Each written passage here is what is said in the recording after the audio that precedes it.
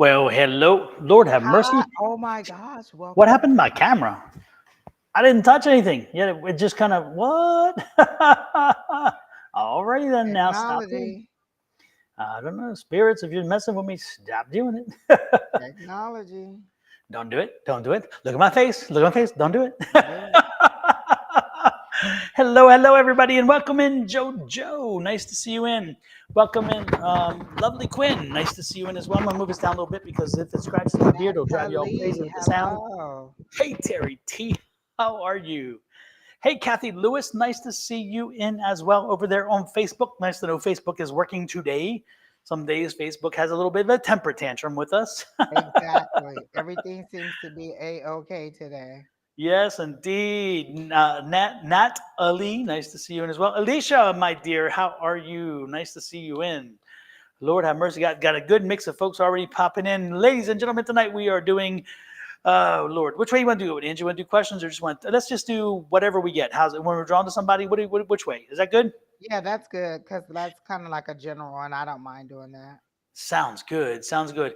And it's Halloween. Woohoo! Next thing you know, we are getting out of the tree and exchanging presents again.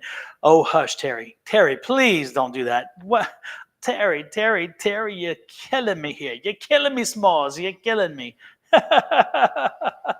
One holiday at a time, please. We still have Thanksgiving to get through. Lord have mercy. Listen, the turkey gets no love. It goes straight Halloween to Christmas. They're already showing Christmas movies. The turkey gets no love. Absolutely, absolutely. Not a little Um, bit. Yeah, Jojo, we had the seance. We did indeed have the seance we had hoped to have. It was a little different than we anticipated, but you know what? It was still a nice seance in New Orleans. Angie was there. Angie was there, as well as a lot of other folks. And then afterwards, the very interesting thing is with this specific person who did the seance, they took us to a space above the seance room, a space beside first and then above. The beside had some artifacts with some energy. And then above, we had a space that had a whole lot of interesting things going on up there that happened in the past. And we had to go up there, and we were given some devices to feel energy and to detect things. And it was quite interesting. And then it turned into a long. We started at 7:15 ish, I think, and we were done by after. It was after 10:15, so it was a long event. Oh, it So and it was. I didn't even pay attention to what time it was, because we went to eat right after. Yeah, no, we had we I was out of there. I think it was like 10:15 because we had remember Keo and I had to stick around for our final thing. Keo and I, everybody Oh, yeah, yeah, yeah, yeah, because you did past lives. Yep, yep. exactly. Everybody had a chance to ask whether they wanted to bring somebody in, or whether they wanted past lives, or whether they wanted maybe to know their spirit guides or communicate with spirit guides. And so I was one who chose past lives. And wow, quite a trip I went on. That was for sure. They didn't. I didn't do my. They didn't. She didn't do my past lives in the group. She after we got done, everybody left, and she then did a little thing with me and did my past lives. But it was really good. It was really good. So long weekend, and Oh and my it gosh, was Quinn said the pictures are nice. Everybody had so many pictures. We did so much stuff, and as much as we were together, we all still did separate stuff. So, yeah. oh my gosh, guys, like it would do you good to find multiple people who went because everybody had different pictures and everybody did different things. It was fantastic. Like, oh, I ate so much good food. I had so much good gumbo. I was just so full the whole time and a little bit under the influence. A A little lot. bit. Little- A little bit. oh Lord! And at the party, we definitely. For those of you who don't know, I had me and my husband both are turning 60. Me in on Saturday, this Saturday, and my husband on December 3rd. So we had a big bash in New Orleans, and it was crazy. We had some wonderful things. We had a champagne, a lady in a skirt with champagne. That was the best idea. Wasn't it? That was such a memorable thing to walk in and see that, I thought. And then she took the glass and handed it to you and welcomed you to the party after you closed your mouth because you just You just Yes. drank the champagne as you walked into the party, and it was live and lit. Yes, Oh yes, my gosh. and of course we wouldn't have had a party with me in there without having tarot reader. We had a tarot reader, we had a lip reader, somebody who has you put lipstick on, you kiss a card twice, and they read what they get from your lips and your face. Very cool. The woman had me pegged, and that was nice. I didn't get a chance to do the tarot reading because I was so busy, but I heard he was very good as well. And then we had three drag queens that come in and do a. They spread it out over the night because it was a 4 hour party, 7 to 11. So we had three drag queens that come in and split up the night that way. We had a live band, we had an intro band, we had a DJ, we had we had the Mirror Man. Oh yeah. Yep. I took pictures with him. Me and Pam did. I posted those pictures. Yeah, and then the glitter girl, and then we gave out gift bags when we left. It was crazy. It was crazy. And then at the end, we did the Hey Pam. We had the second line, so we all walked out and walked around. And for those of you who with heels, I know you had to surrender at one point. You're like, hell, I had that heavy umbrella. I'm like, get me to the end. I'm tired already. We walked a block with you, then we came back. Me, Pam, Brenda, and Umber, because Umber had on stiletto, Oh yeah. little rhinestone heels, and I had on a more chunky heel, but I was still done for the day after all that day because we bought the last hour or two. We all hit the dance floor, and so everybody had been dancing all night, and it was just, oh my gosh! And can I say I had never had bananas Foster? Is that what that was? Yes, yes. It was Bananas so Foster. delicious. And I was like, oh no, just give me just a little bit on my taste. I was like, oh my God, this is delicious. I should have got a big gigantic scoop. It was so good. Oh, it was the best I had ever had. Yeah, we had gumbo, we had prime beet rib, we had turkey breast. I mean, all alligator. Oh man, we had Alligator bites. I had never had that before, but now yeah, I can say I've had alligator. yeah. It was crazy. It was good, and it was fun to do it. But I now had we're back. turtle soup that just, oh, it just did me in because I just kept thinking about the little turtle and I was just like, I cannot do this. A number of people said they're like, all I kept seeing was little turtle swimming. It's like, no, no. Yep, I couldn't do it, but everything was delicious. The bread pudding was divine. By the time the bread pudding got to me, I was stuffed solid, and she was like, "You have to taste it," and I still ate half of it. I was so freaking full. I sat next to Miss Linda, and she let me taste her shrimp and grits because I got chicken instead of shrimp and grits, and it was delicious. Oh my gosh, we had such a good time at brunch and at the dinner. I mean, everything was just amazing.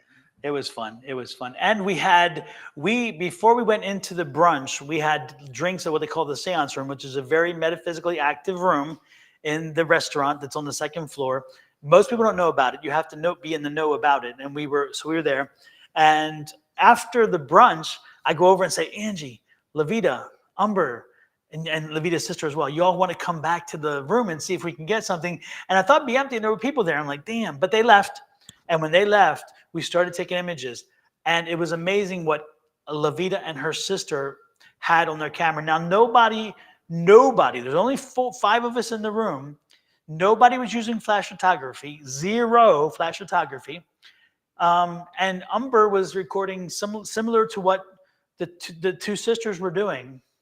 And as they scanned around under certain artifacts, this light came running by. You see this light ball of light come running by, But and it then on only happened with them. only with them, and and not with Umber. It's weird. And with Levita's sister, it came this way, came back, and then up around the side of her camera, like she had more energy. It was the craziest thing. And of course, as you know, when you see light like that, that's a lot of times a spirit. So we picked up on some crazy stuff in that room.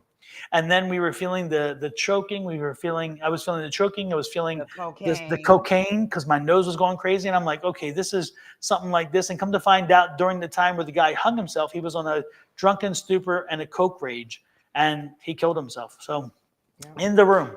So it was quite crazy, but we had such an exciting, fun time. So anyway, and with that said, you guys are probably bored of hearing about it, but I can tell you, it was worth it. It was. No, they were saying they wanted us to come back and tell us, and we have videos everywhere. Just you can find all parts of the trip everywhere. It was amazing. It was fun. It was fun, and thank you, Angie, for coming. Thank everybody who did come. Thank you so much for coming. It turned out to be quite a memory I will never forget. It made the turning into my domestic decade, quite special. So Jojo, I didn't think your mom was gonna come home. I thought she was just gonna come back and just come live with us. She was I don't know about how to your just mom. I don't come. know how her mom survived my family.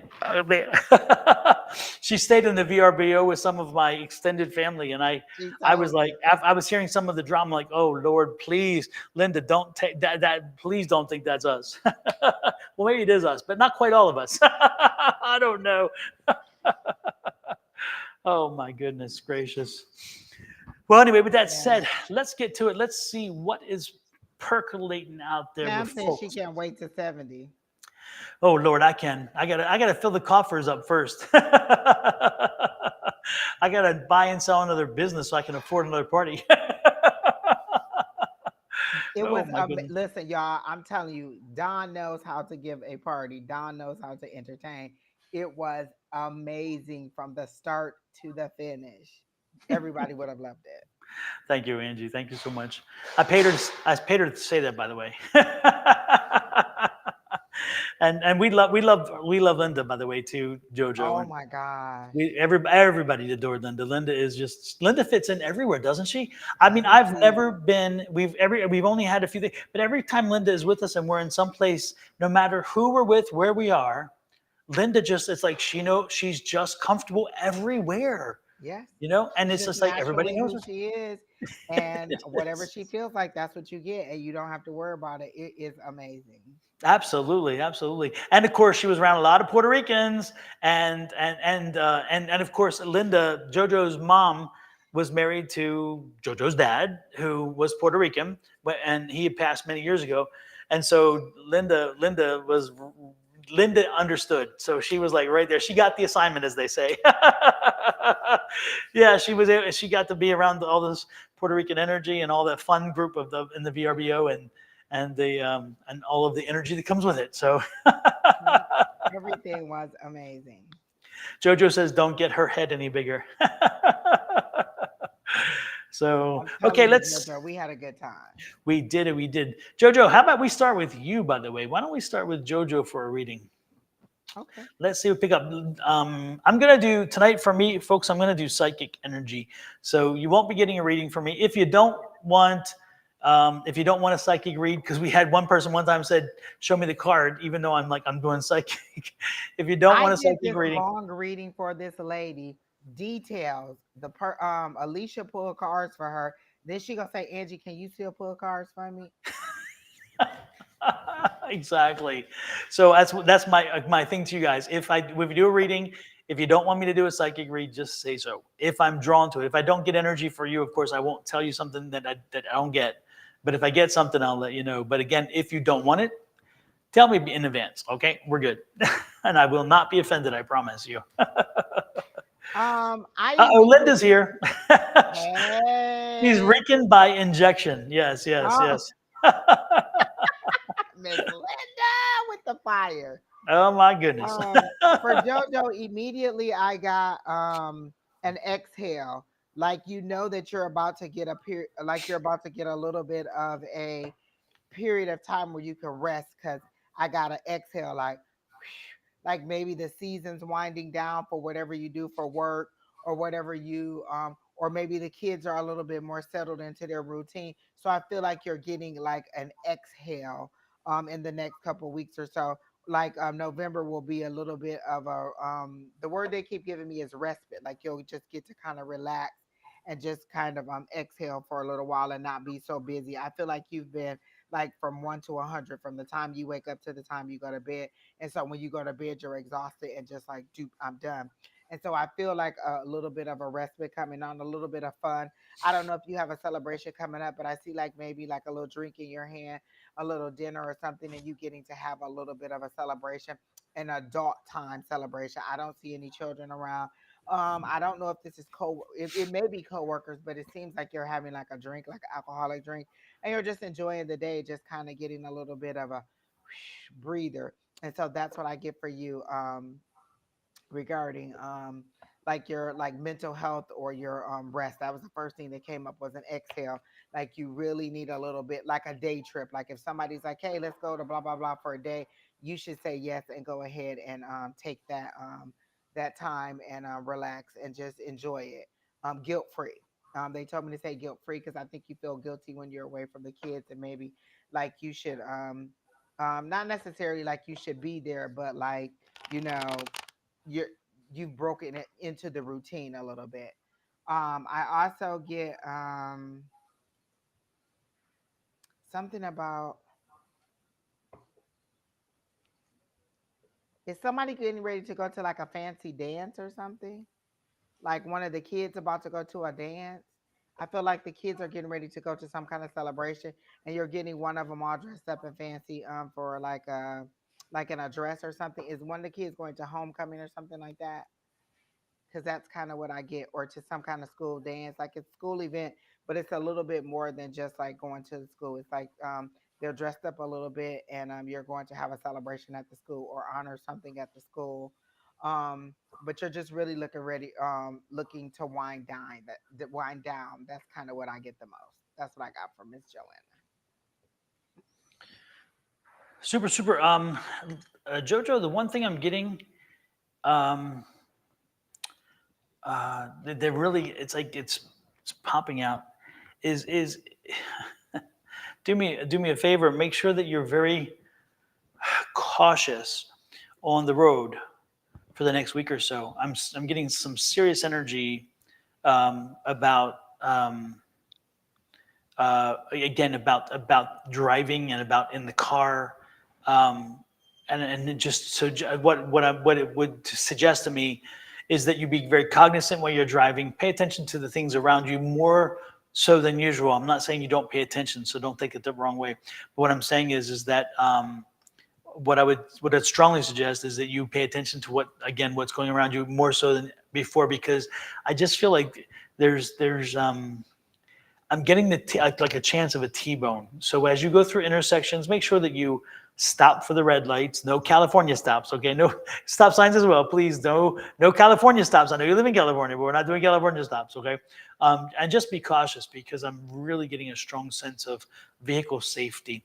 So, and make sure the family is buckled up in the car. I know you do already. We're good, but at the same time, I want to make sure that I say that because I'm getting that energy. So again, it's like the next week and a half, 2 weeks. So for the next 2 weeks, if you could, I would appreciate just paying a little more attention as you're driving with what's going on around you.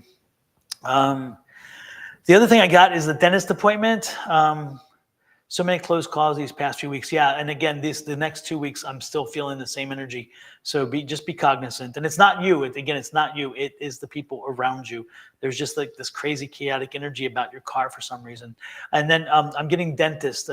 So if you don't have a dentist appointment, you are one of the kids, something's coming in with the teeth. And so I'm getting the sense that you may wind up having a dental situation, again, between you or one of the kids, and I am not certain which it is. But it seems like I'm getting like the sense that maybe you, but I'm not sure. And it's going to be somewhere like back here. It's not these. It's here, because I'm getting like a throbbing, kind of a doom doom doom doom doom, where it's one of those, when one of those, Angie, when you feel the pain and you kind of like feel the heartbeat in the pain. You're like, damn, Yes. that's what I'm Oh feeling. my God. Yeah. So take care. Make sure you get it. If it comes to you, make sure you get it taken care of, okay? Because and if it doesn't, then thank God I'm wrong. But we'll see. But again, if it's not you, but I'm getting you or the family, but it seems like it's going to be you, so be careful with that. Uh, let's see. Now that I've given you the bad news, Lord, let me try to find some good. It's like looking in a Rolodex. Okay, it's like, give me something else. Give me something else. Oh my God. I hear first word. First word. Um, I don't think you have any youngins who would be on their first word, but I'm hearing first word. And so, Grandbaby, say what? the Oh, grandbaby. it could be a grandbaby. Do you have any grandbabies young enough? Again, I'm getting like, yeah, it's first word. Somebody speaking the first word, and so it must be a grandbaby, because it's again, it's the first, what it says, first word. Yeah, I'm getting first word. So don't be surprised if you don't experience it, that you hear about it. but we're getting a first word. A first word is coming. So be prepared for the news of the first word, or you may be talking when you hear the first word, and then you're like, "What? What was that?" So first word's coming up. So know that it's like right here. Um, That's good. yes, yes, yes, yes, yes. And I see roses. I see roses, and when I see roses, that tells me that someone's coming to call. Hey, creating balance. Nice to see you in. Someone's coming to call, Jojo. So apparently, you've gotten the attention of somebody, and they are looking at maybe asking you for a date or asking you out or doing some coffee or something. That's right around the corner. Make sure you take it, please, because this is good energy. This person has really good energy. You're going to want to have the coffee. Do the coffee, okay? Go for it. Yes, yes. Take the lid off the cookie jar too while you're there if you want. Do what you got to do. Mama needs a new pair of shoes. So there you go. That's what I'm getting. That's what I'm getting. The person is coming not this week, but next week. Next, like in 2 weeks, 2 to 3 weeks is where that energy is. And again, it's somebody who will be asking you to coffee, asking you to something, and then that is going to turn into a little more adult time. Absolutely. Yes, yes, yes, yes. Yes, absolutely. So that's what I'm getting. All right. Well, that's all good. Listen, anytime you're giving out a man, that's all good. Exactly. Creating balances. I got here just in time. Cynthia, you did indeed. You get a man, and you Uh, get a man, and you get a and listen, I was just gonna say, Alicia always texts me is like, I heard you giving out husbands this week. man. I don't do love readings, so that's a little unusual for me. Exactly. There you go. Who do you have next there, Angie? Who are you drawn to? Um, let's see.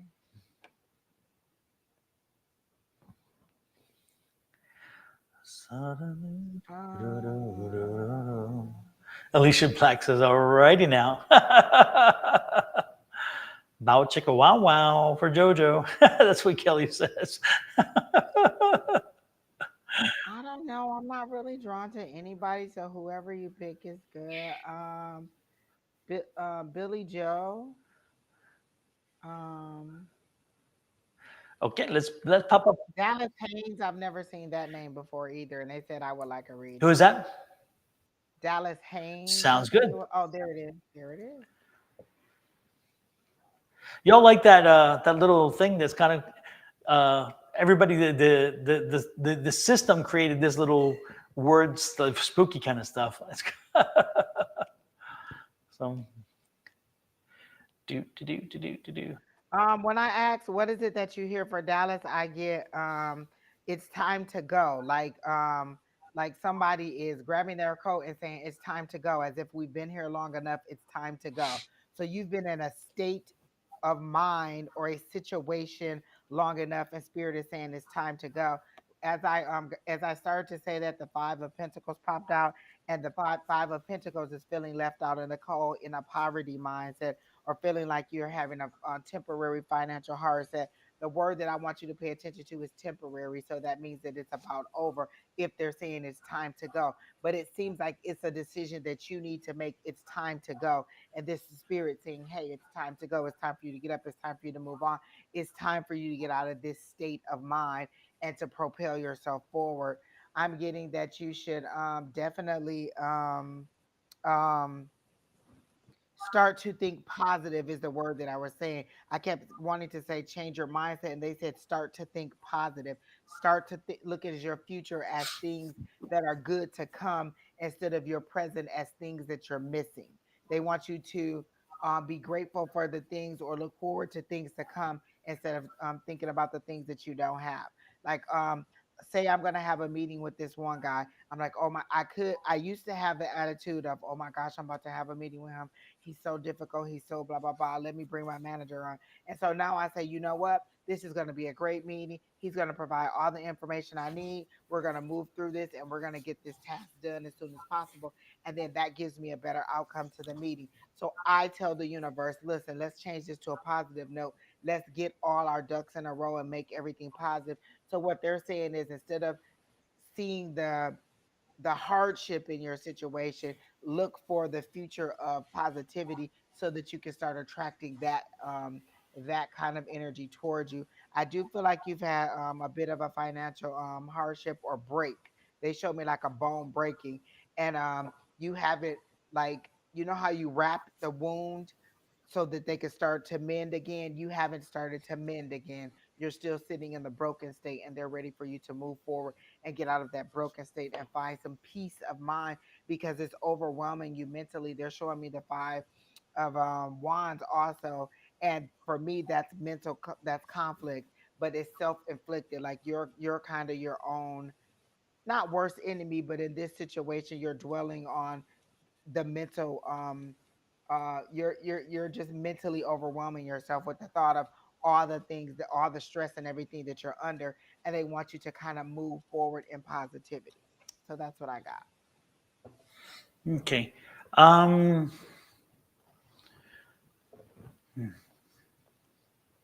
that was the first thing I'm picking up. I'm getting three things, actually, three different things for you. First, I'm picking up male energy. So, are you a male? Can you confirm you are a male? By the way, I put Angie's YouTube up here, and this is mine now. I'll switch them in and out from time to time. If you're on Angie's side and you want to subscribe to my side, point your camera, click, and pop over to the cam. Please make sure you hit subscribe when you go there. Same thing when Angie's pops up. If you're on my YouTube, please pop over to hers. If you're on my Facebook, pop over and create a YouTube. So therefore, you're on both sides, because we don't. Oh, Angie's on sometimes when I'm not on, and I'm on sometimes when she's not on. So you get a chance to see more folks that way. But back to the question, Dallas. Are you are you male, and are you a father? He said male, yes, but not father. He didn't answer the You're question. yeah, because I'm getting a little boy. I'm getting a little boy. Are you a dad to a little son, or is he a nephew? Because I'm getting the little man. The little man. Yes, a father, and it's a male. Correct. It's a male, right? Okay. And have you? He's young, but have you taken him hunting yet? I'm getting the sense that you're a hunter, a young son. Yes, I'm getting the sense that you're a hunter, and I'm picking up hunter energy, and I'm getting feeling like you're getting fired up about the hunting season. Um, I get the feeling you don't live in like you don't live in a major city. You don't live in that kind of energy. You live in you live out away from a major city. Um, so you live in not a hunter. Okay, first, why I'm getting hunter? Interesting, interesting. I'm getting hunter energy. So let me think about that for a while, because I'm getting deer. I'm seeing a deer. I'm seeing a deer. I'm seeing the deer being shot. Actually, interesting, interesting, interesting. Let me stew on that for a while. Okay, but the boy. So are you? But you share custody, and the child lives half time, because I don't get the energy that you're in a relationship. I'm getting the energy that this is a kid who is again is time on, time off kind of deal, between split between you and mom. um yes, kinda. Yes, kinda. Don't know what that means exactly. 50-50, yes. Okay. Oh, yeah, yeah. Okay. And it's interesting because Dallas, I'm feeling like sometimes you feel like you're sometimes I again, let me come at it this way. Let me come at it this way. When you are with him, he loves being with you, and he takes away a great experience with you. So never think that you're not getting through. You are getting through, because sometimes I feel like you feel like you're not getting through, or that he's not that you don't have enough time, or he's not, that you can't seem to find the right way to say something or whatever. And sometimes he's pissy. So I get to sometimes he's a little bit pissy with his energy. But believe me, don't take it personally. It's not you. Okay, and that's what Spirit's telling me. Don't own that. It's not you. The reality is kids are kids, and he will have his moments. But know that he loves you, and that you're his dad. You're his dad. He's proud of you. But I don't understand what the hunting is, and it's curious. Don't be surprised if this year, during this hunting season, you're gonna be invited to go for a hunt.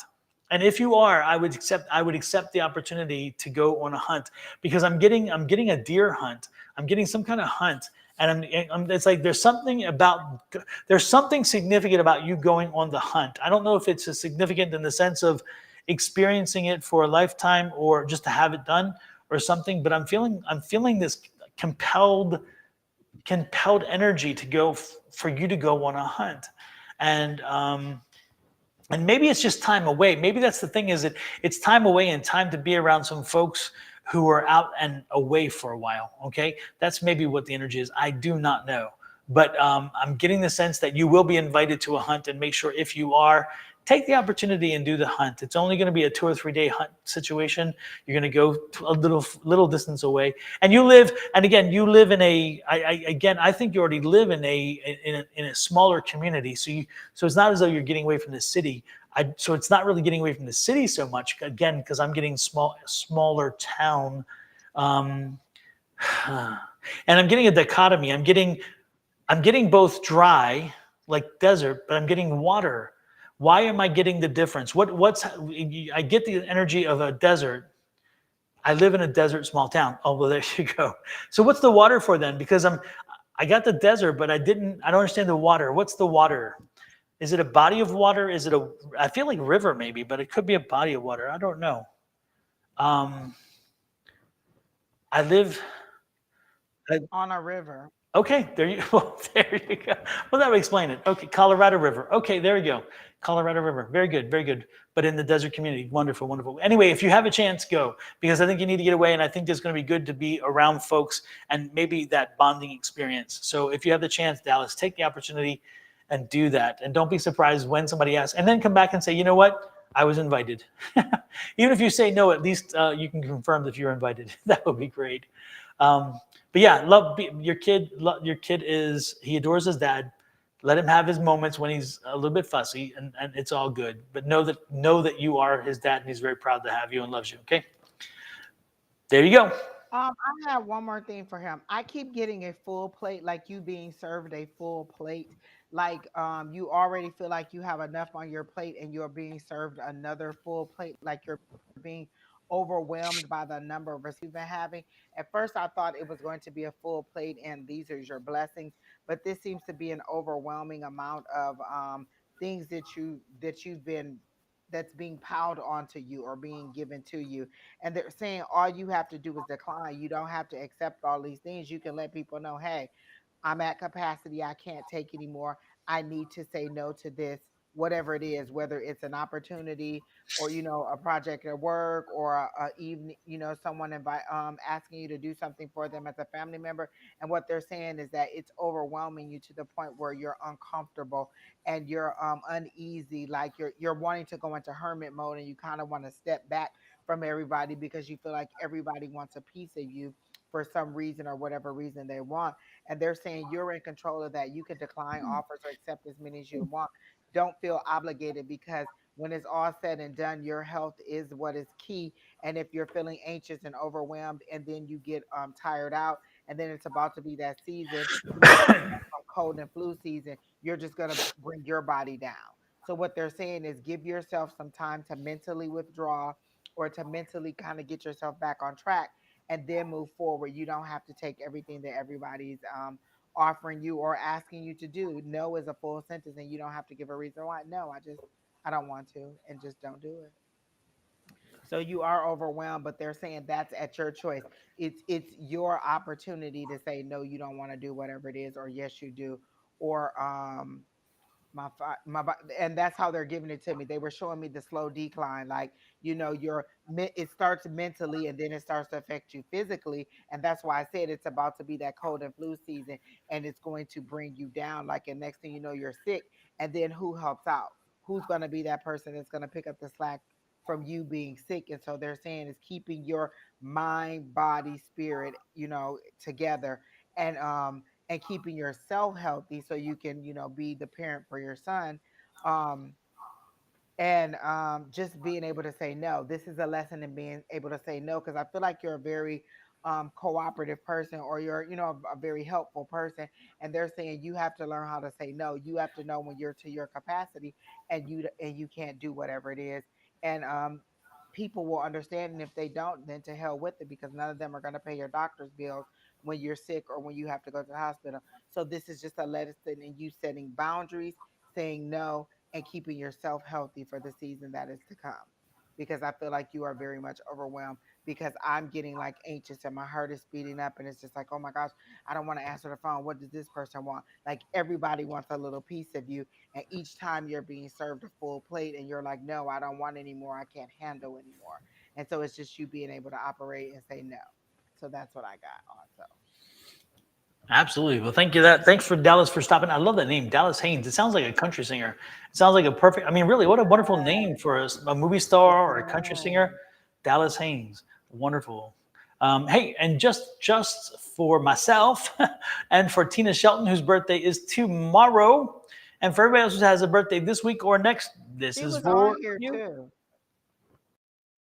Happy birthday to ya. Happy birthday. Happy birthday to ya. Happy birthday. Alrighty then. And if Tina's still here, Tina, if you are here, let us know and we're going to do a reading for you because it's your birthday. Today is your Uh, birthday. Do, do, do, do, do. Really My quickly, I bad. got an image for Billy Joe. She's Uh-huh. Billy Joe is a lady, I'm correct. And I got very frustrated guys. Like they're kind of exhaling, like, and I know what that looks like because my guys look like that often. And so what it is they're frustrated. You're receiving more and more and more information, but they want to know how you're applying the information. I had a phone call with somebody I was doing a reading on, and and what they were saying was, okay, this if this is a cycle, because life is a cycle and highs and lows. If this is something that you've experienced before, how are you handling it different based on the experience and the knowledge that you've learned, that it doesn't turn out the same way that it did before? I'll give you an example. When I went to Florida, I had the big issue with the plane and being delayed and having to pay all this extra money to get home. I had like an emotional breakdown. Like I was like overwhelmed at the airport, crying and just having a frustrating time. So when I got to go to New Orleans, the same thing happened. As soon as I pulled up at the airport, they canceled my initial flight that would have gotten me to my first um, um, would have gotten me to Vegas, and then Vegas would have gotten me to New Orleans. So I immediately went and got in line. Got in line. The whole time in line, I could hear this song playing in my head. It was Marvin Sapp, I believe. So I turned that on and I just let that play in my ear. And then I started repeating our I believe in infinite abundance. All my wants and needs are met, and I just had a positive outlook. And I just stood there, I just kind of bopped in my in line while I waited for the guy. He called me to the desk. I was just like, yes, sir. Smiled the whole time, yes, sir, knowing that everything was going to work out. Telling my people, you know what, this is all going to work out. I don't have any problem. They're going to get me where I need to be. He came over, got me on another airline, got me a food voucher, got me where I needed to be, and I got to my destination in better time than my original flight would have gotten me there. So it was me learning how to process an emotional situation or even a unexpected situation differently than before. First time, mental breakdown, emotional breakdown, um, overwhelmed. This time, called on a positive energy, the positive affirmations turned out totally different. Everything worked out in my favor, but it was in me controlling the situation and knowing how to control the storm. So they're saying, are you learning from the lessons that they're teaching you, or are you just asking for more information and just getting more situations where you're failing to recognize the change that you said you've made? Like, oh, I get it. I learned my lesson, blah, blah, blah. And then when the opportunity is presented, you fall right back into that same thing. So they're saying, are you growing in your spirituality, in your decision making, in your ability to decipher and understand a situation and make choices? Are you really learning and growing, or are you just repeating the same cycle over and over again? And they kind of give it to me like the boy who cried wolf. You're asking for help, they're sending help. You're asking for help, they're sending help, but you're not getting the reason as to why you're getting into these situations, or how to better understand and get yourself out of the situation. And so it's them being frustrated with you, not really getting it, saying it. And then when they test you on it, you go right back to the same habits, you go right back to the same sadness, or you go right back to the same reaction, and you're not growing in your approach to your decision making, is how they're presenting it to me. Super. And the other thing I get for you, Billy, the one thing that comes to me is I just get you you you're giving into the same behavior. You gotta, your daughter has put her, she has she has determined her path, and she is walking her path. And as much as you would hope, love, and whatever, that it would be different, it's her path. And you have got at one point to stop and say that's on her. You have a lot of guilt. You carry a lot of guilt with you about the daughter and about some other things in your life, and you know what I'm talking about. And you let those things that make you feel the guilt, the things that hold you back a little bit, you carry that with you, and then your family, your daughter uses that as a wedge issue, a trump card, and they throw that back. And then you also, in your own thinking, bring that up in your head and say, because I have to forgive her, because no, you don't. No, you don't. The reality is, it's been 10 years. And you know what I'm talking about. 10 years. She's an adult. She's making her choices. At one point, mom, you need to say, you know what? I got to let go, let God. This is no longer your issue. And you can no longer own it. You can no longer take responsibility. Let go, let God. This is a path that she chose. This is a path where she had options to take a different direction. She chose not to. You can no longer own this. You should no longer own this. And you need to move on with you and your mental health, your mental stability, and your ability to rise above and keep rising. Okay. Be the phoenix. Continue to be the phoenix. Don't be the quail. I mean, the quail, Lord have mercy, they're a mess. Don't be that. Don't be the victim. Be the phoenix. Rise above. Burn off the coat. Make a new one. Okay. So I so that's, also get like, because you said she had opportunities to make different choices. She still has opportunities to she make does. different choices. As long as she's alive, she has opportunities to make different choices. And if she doesn't, that's on her. But again, they're also reminding me of a situation where I thought I was being a helper to somebody. They kept getting into issues, and I kept helping them out. And my guys told me that you're interrupting their lesson. This is a lesson we're trying to teach them, and you're breaking in and you're interrupting their lesson. Every Yep. time you rescue them, they don't get to fall. They don't get That's to right. find their rock bottom. They don't get to understand the hardship because you're there. Allow them to experience, to learn their lessons. So you're kind of breaking up their growth. You're kind of breaking up their whatever it is that their higher power is teaching them, because it's not your journey to take. You're on your journey, and they're already frustrated with you because that's how they came in with me. She's not getting the lesson. She's not getting it. She's saying she's Exactly. getting it, but her actions show she's not getting. Well, the same thing. You're not allowing your daughter to get her lessons and her breaks in life because you keep coming in and being that fallback plan every single time and rescuing, but it's tearing you down mentally, emotionally, physically, and spiritually. And what happens when you're not there? God forbid you're not there. How does she have to pick up the pieces without you, because you worn yourself out to the point where you're no longer here and capable of helping her? And so allow her to learn her lessons while you can gently watch from the sides and not interfere. And then when you're prompted by your higher power to move forward, you can do it. The problem is you jump in immediately and try to rescue her, and you're not the savior. You're not the person who designed everybody in the universe. So what your best thing is, you can offer prayer, you can offer a listening ear, but you can't always offer actions and services and money to help this person out, because you're making them miss their lesson. We're all on a journey, and you've decided that you're going to take on her journey as your journey, and that's not how it is. It's messing up your journey. It's an extra weight that you don't have to carry, but it's also altering her journey where she never gets to the solution that she needs to find. And then you're wondering why, because you keep stepping in. Allow her to go through this on her own, and allow her higher power to take her where she needs to be, and to help her to find her recovery. You can't recover for her. You can't make her strong enough to decide. This is something that she has to do, and allow her to do it. So that's Yeah. it. No, exactly, exactly. And as Linda said, let them deal with the struggle.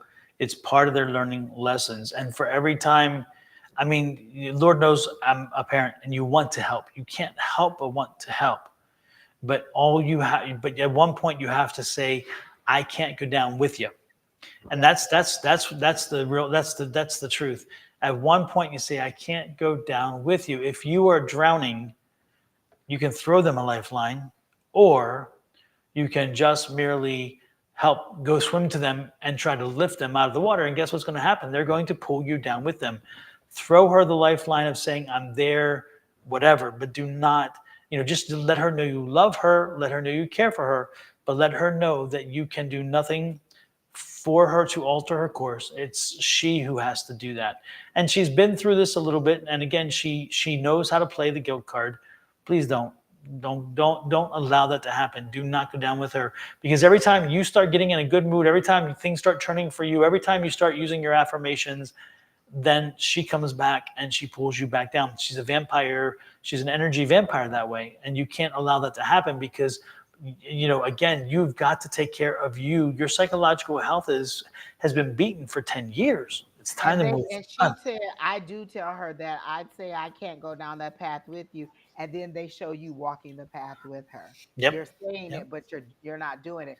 That's why your guides are frustrated with you. You're saying I'm ready, you're saying I'm learning, but you're still walking the path with her. Your Yep. actions are not. Listen, you do know your higher power can see and knows the difference between what you're saying and what you're doing.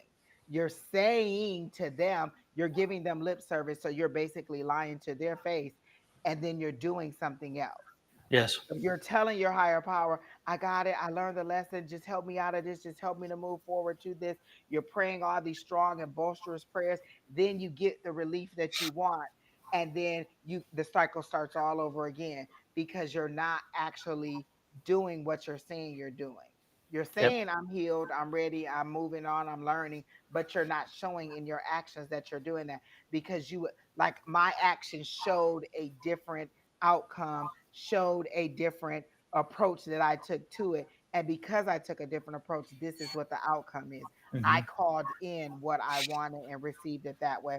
And so what they're saying is, you're saying this, but you're doing something totally different. Yeah, and true me, you are correct. It is so true, and it is easier said than done. And yes, it's good advice. It's great advice, as you said. You used the word great. But again, at one point, We're and going to that's be the key. honest. We're not going to be give you a pity party. We're going to be honest. And yes, Exactly. like you did, like Don was saying, you said it is easier said than done, but at some point, who's going to take the acknowledgement? And right now, when your guides are frustrated, when they appear frustrated, they're ready to step back from you.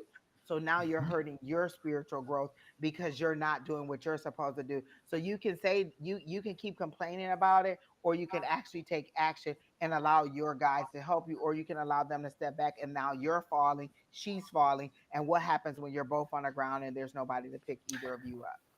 Exactly. Because Billy Joe, I believe you've gotten pulled off your path, and you got to get back to your path. And that's the hermit card. The image I got was the hermit card. And once you do get back, you've got to get back to your path. And that's where you're healthiest. That's where you are at most at one with your heart, mind, and soul. And that's where you need to go back to. So again, this time we need to be a bear mama, not and not a helicopter mama. We need to let them face the wild on their own for a while, and make sure that just say, I love you, but I love you enough to not take care of you anymore. And don't own the guilt. That's the thing. Just again, don't own the guilt. Linda says you have to get off the merry-go-round or nothing will change. Absolutely, absolutely. So I wish you well, Billy Exactly. Joe. I know you can do this. Again, it's like you said, tough love, but it's time for it, and you have got to get back to your path. You've taken enough time and enough energy from that, so get back to that. Okay. And then, with that said, we were going to we were going to do somebody else, and then Billy came in, energy wise. Who was the other person that we were? Somebody's birthday, Tina remember? Shelton, if it was her birthday. Tina Oh, Shelton. Tina. Yeah. Okay. Tina, what you got for Tina? Do you get any good energy there? Tina, you're still here, correct?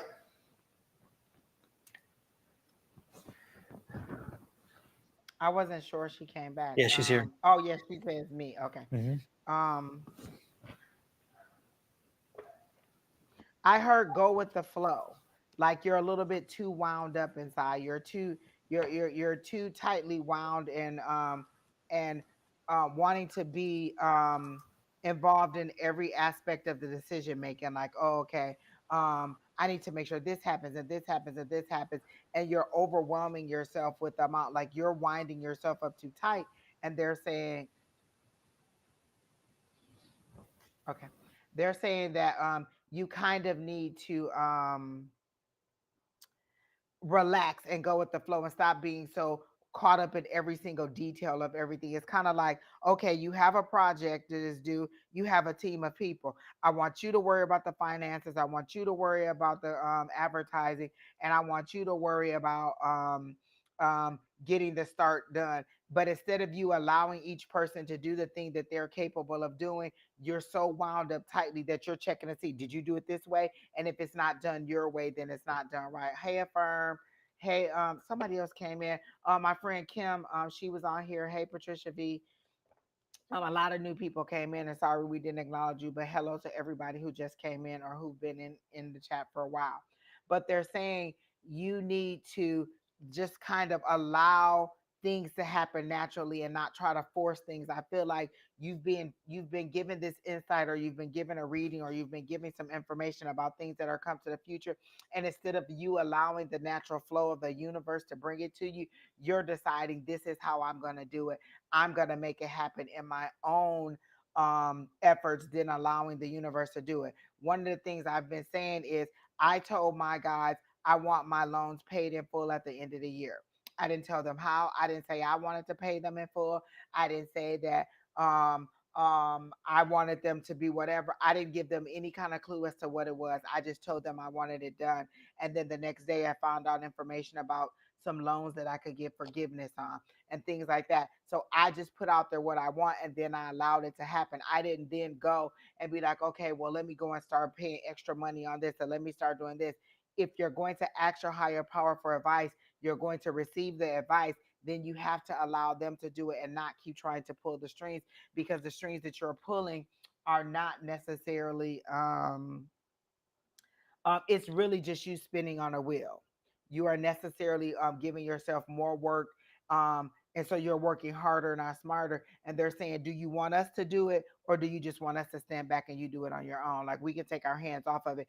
They show me the Six of Swords, which is them trying to get you from a chaotic state to a calmer state, but you give resistance to the boat. It's like you have your oars stuck in the ground and you're like, no, I don't want to go this route. I know a better route. Let's go this way. And they're saying there's lessons you need to pick up this way. There's resources you need to pick up this way. There's a shorter route this way, or there's more information this way, but you wanted to go your way. And so you're messing with divine timing and divine order. Like they've decided it needs to go this way, but you're putting your oars down in the boat and you're not letting it go forward because it's not the direction that you want to go, or it doesn't look like what you wanted to do. And so you're basically halting your progress, halting your blessing. And I keep hearing, do you want us to do it, or do you want to do it? Do you want to find this tranquility? Do you want to move on to calmer waters? Do you want to let go of this mental prison that you're putting yourself into, or do you want to continue to fight with it on your in your own physical realm, than letting your higher power do it? That's one of our problems, and I do know that that is easier said than done. And so I've learned to ask my higher power, how do I wait productively? What is my next step?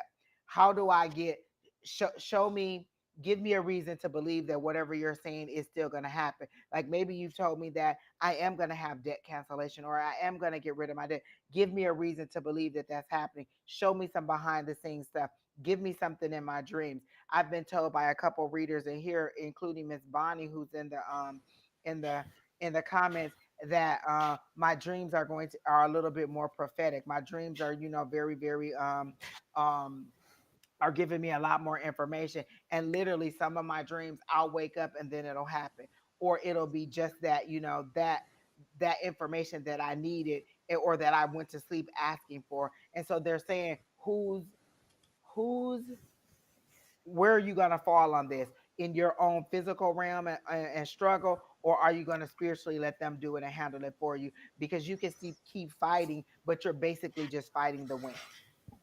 You're creating a struggle that doesn't have to be there when you could ask more questions of your higher power and do something else that helps you. So when I got tired of saying win, win, win, like they would tell me something was happening, I would say, well, how do I wait productively? And then they would give me other options. And I wouldn't even think about what it was that I had been concerned with. And lo and behold, boom, here it comes right into my plate because I allowed the universe to do it and I stopped trying to step in and I stopped mentally causing myself all of this turmoil and winding myself up. So they just see you being tighter and tighter and tighter. And it is going to cause physical problems if you don't allow yourself to kind of relax and enjoy that and let your higher power move forward. All right. So that's what I got. Super. And no, Patricia V, there is not a list. We're just getting people who we feel drawn to. She says, yes, I need to let go of control. Well, the only thing that I didn't hear what Angie said, but the only thing that I was getting for you, from you, or about you was get off the hamster wheel. Get off the hamster wheel. Because I felt like you're just on the same SSDD, as they say, same crap, different day. But crap isn't the word. So it's like you just got to change it up. You got to change it up. So that's what I would suggest to you strongly. The message of spirit is sending me is it's time to do something different, to change up things, because what you're doing ain't working. To do that, and again, what I'm telling you. I don't need to tell you more. You've got this. But I wanted to bring that to your attention. That's the one thing that was got stuck. Yes, And exactly. that's pretty much exactly what I was saying, Don. Is Mhm. like, you're causing yourself a whole bunch of extra exertion that you don't need to, like a whole bunch of overwhelming pain that you don't need to do. Exactly. Yep. So there you go.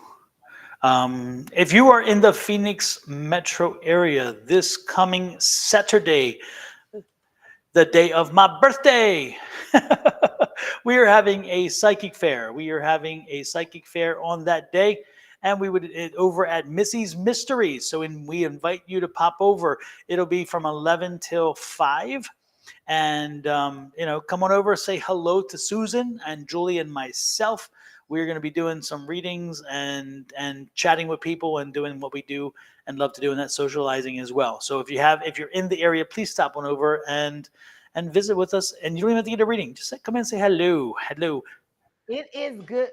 I like it because it's not as overwhelming as a full um psychic fair. And I feel like the people that are coming in there are really drawn to you. Like the one that I did with you guys last was it in September? Yes. Hmm. Oh my Or gosh, was it we're October? I already don't in know. almost in November. Yeah. I don't know. Time is just flowing through. Um, I like the atmosphere, how toned down it was.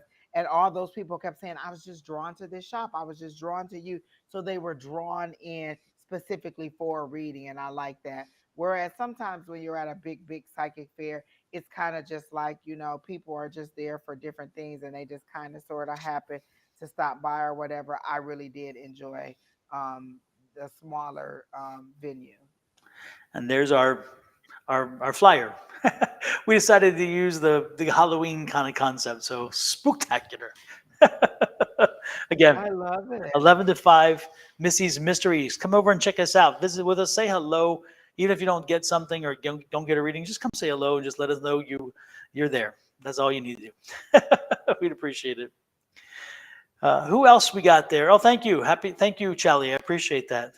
There was somebody who asked about their sources of income that I wanted to get. Oh, I saw that. It was a little bit ago. Let me look here. Because which one was the best choice or Is it something? Anara Divine? Anara, are you here? Can I ask which one of my money making opportunities should I focus on for money? Um, and I immediately heard Spirit say, what do you like to do? Like what you're only gonna commit to the one that you have the most passion for. There's a lot of things that I could do. I used to do hair. I could braid hair. I could cook. I could teach. I could do personal readings. There's a lot of things that I could do. What is it that I like to do or will give me the most joy? If I wake up every single morning and had to do that, what is it that I would like to do? That's the opportunity you should concentrate on, because that's the opportunity that you're going to give your 100% to. One may make more money, but what do you enjoy more? Yeah, I can make hella money braiding hair, but for one, my hands physically aren't going to allow me to do it anymore because they'll lock up on me. And so I can't do that anymore. So although it's a lucrative opportunity, it's one that I have to say no to. And then teaching, I love to do. I could do that every single day. We do that on Tuesdays. We do this online. And so that's an opportunity that, so what is it that you want to focus on? It's like you're laying down your power and asking spirit to just tell you what to do. And they're saying, what is it that you like to do? What gives you the most joy when you think about doing it? Which one is not even what's the least amount of startup cost, or which one is going to be the least amount of time? Which one do you love doing? I was watching this movie and there was this lady who wanted to be a writer, and she asked Whoopi Goldberg about how to become a writer. And she said, if there's nothing else that you think about every single day except for writing, then write, because that's where your passion is. And so not until you have a connection to your passion and creativity will you enjoy what you're doing. And so if you don't enjoy it, then you're not going to be committed to it. And it doesn't matter which one we tell you to do or which one spirit tells you to do. What is it that you want to do? What is pulling you forward in your money making situation that'll help you to stay committed to it? It's not about what spirit thinks you should do. What is it that you enjoy doing? And then they'll help facilitate that for you. You want them to choose, and then if it doesn't work out, or however it goes, you could be like, well, I asked spirit and this is what I was told. What do you like to do? What do you enjoy They're saying you have the power to make this decision. What is it that you like doing? And I do see two opportunities, and one does have a little bit more weight than the other one. So which one do you like doing the most? So that's what I got. For um, for this situation, the most important thing that I'm getting is think outside the box. Think outside the box. You have your head set on something because it's something that you feel comfortable with. It's something that you feel that is safe. And I'm told don't be safe. Don't be safe because the safe is not. You won't be as productive. I get the feeling like you're not going to be productive if you go safe, because if you go safe, you're going to again just you'll be fine, but you're going to skate, and it's not. You're never going to get the next level. You need to follow the passion. You need to follow the path that again is not safe. It's something that again you need to learn more about, know more about. You must embrace it completely, and it's going to have to totally envelop you. You need to totally let it envelop you and then drive it, because again, that fear of failure, that learning process, that growing process is what is going to make you more successful. I just get the feeling if you take the safe route, if you take the safer route is just telling you that you're going to be okay, but I just don't see extraordinary. I don't see breaking any boundaries, and I don't see it being extremely um, rewarding financially, as is the one that pushes you harder, that requires more of you, because again it takes more of that commitment. So take the opportunity that is um, least um, least fits the box. I'll put it that way. That is, it is a little more frustrating, a little more time consuming, a little more needs a lot of attention, needs a lot of your mind, your heart, your soul, and throw yourself into it. Okay, don't take the safe route. I They're also saying stop laying down your power. Stop allowing somebody else to make decisions for you. This is your life. How do you want your journey to look? Call in what you want. That is the one thing that my guides have been working on me with. What do you want, and how do you want that to happen? Let us know and we'll do the stuff on the back end, but tell us what you want. Listen, they don't have no problem with me telling them what I need to tell them. I tell them, listen, this is what I want. And they like, we got it, Angie. We got 14 lists of what you want. We know what you want. It's true though. Angie is very specific with her guides. She tells them and they have, sometimes they push back, sometimes she pushes back, but you have to do that. If your guides are you this is the thing is you some let's not get it twisted, folks. Let's not get it twisted. The guides come into here to help you. That's their function. Their function is to come in here and help you.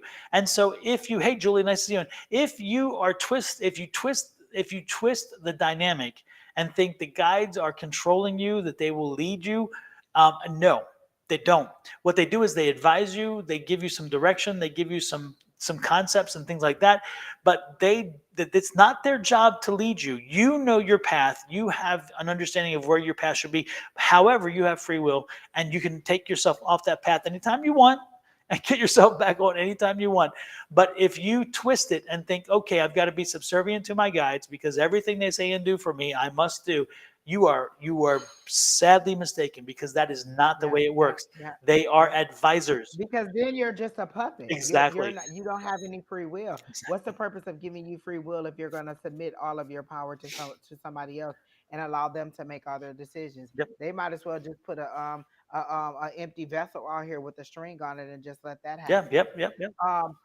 Another, like when I say I'm specific. Oh, Don, remember I kept saying I want to go to Denver and I want to go to San Francisco. I already told you the Denver trip Hmm. is planned. Lo and behold, somebody just came and they like to plan trips, and now we're going to Denver. Found out that one of our members that was at the event with us lives near San Francisco, and so I'm planning a trip, or we're talking about a trip to come see her, and then there's my San Francisco trip. Like everything that I'm asking for, the universe is like, oh, here you are right there. You said that's what you want. I didn't put any parameters on it. I didn't say how I wanted to go. I didn't say when I want to go.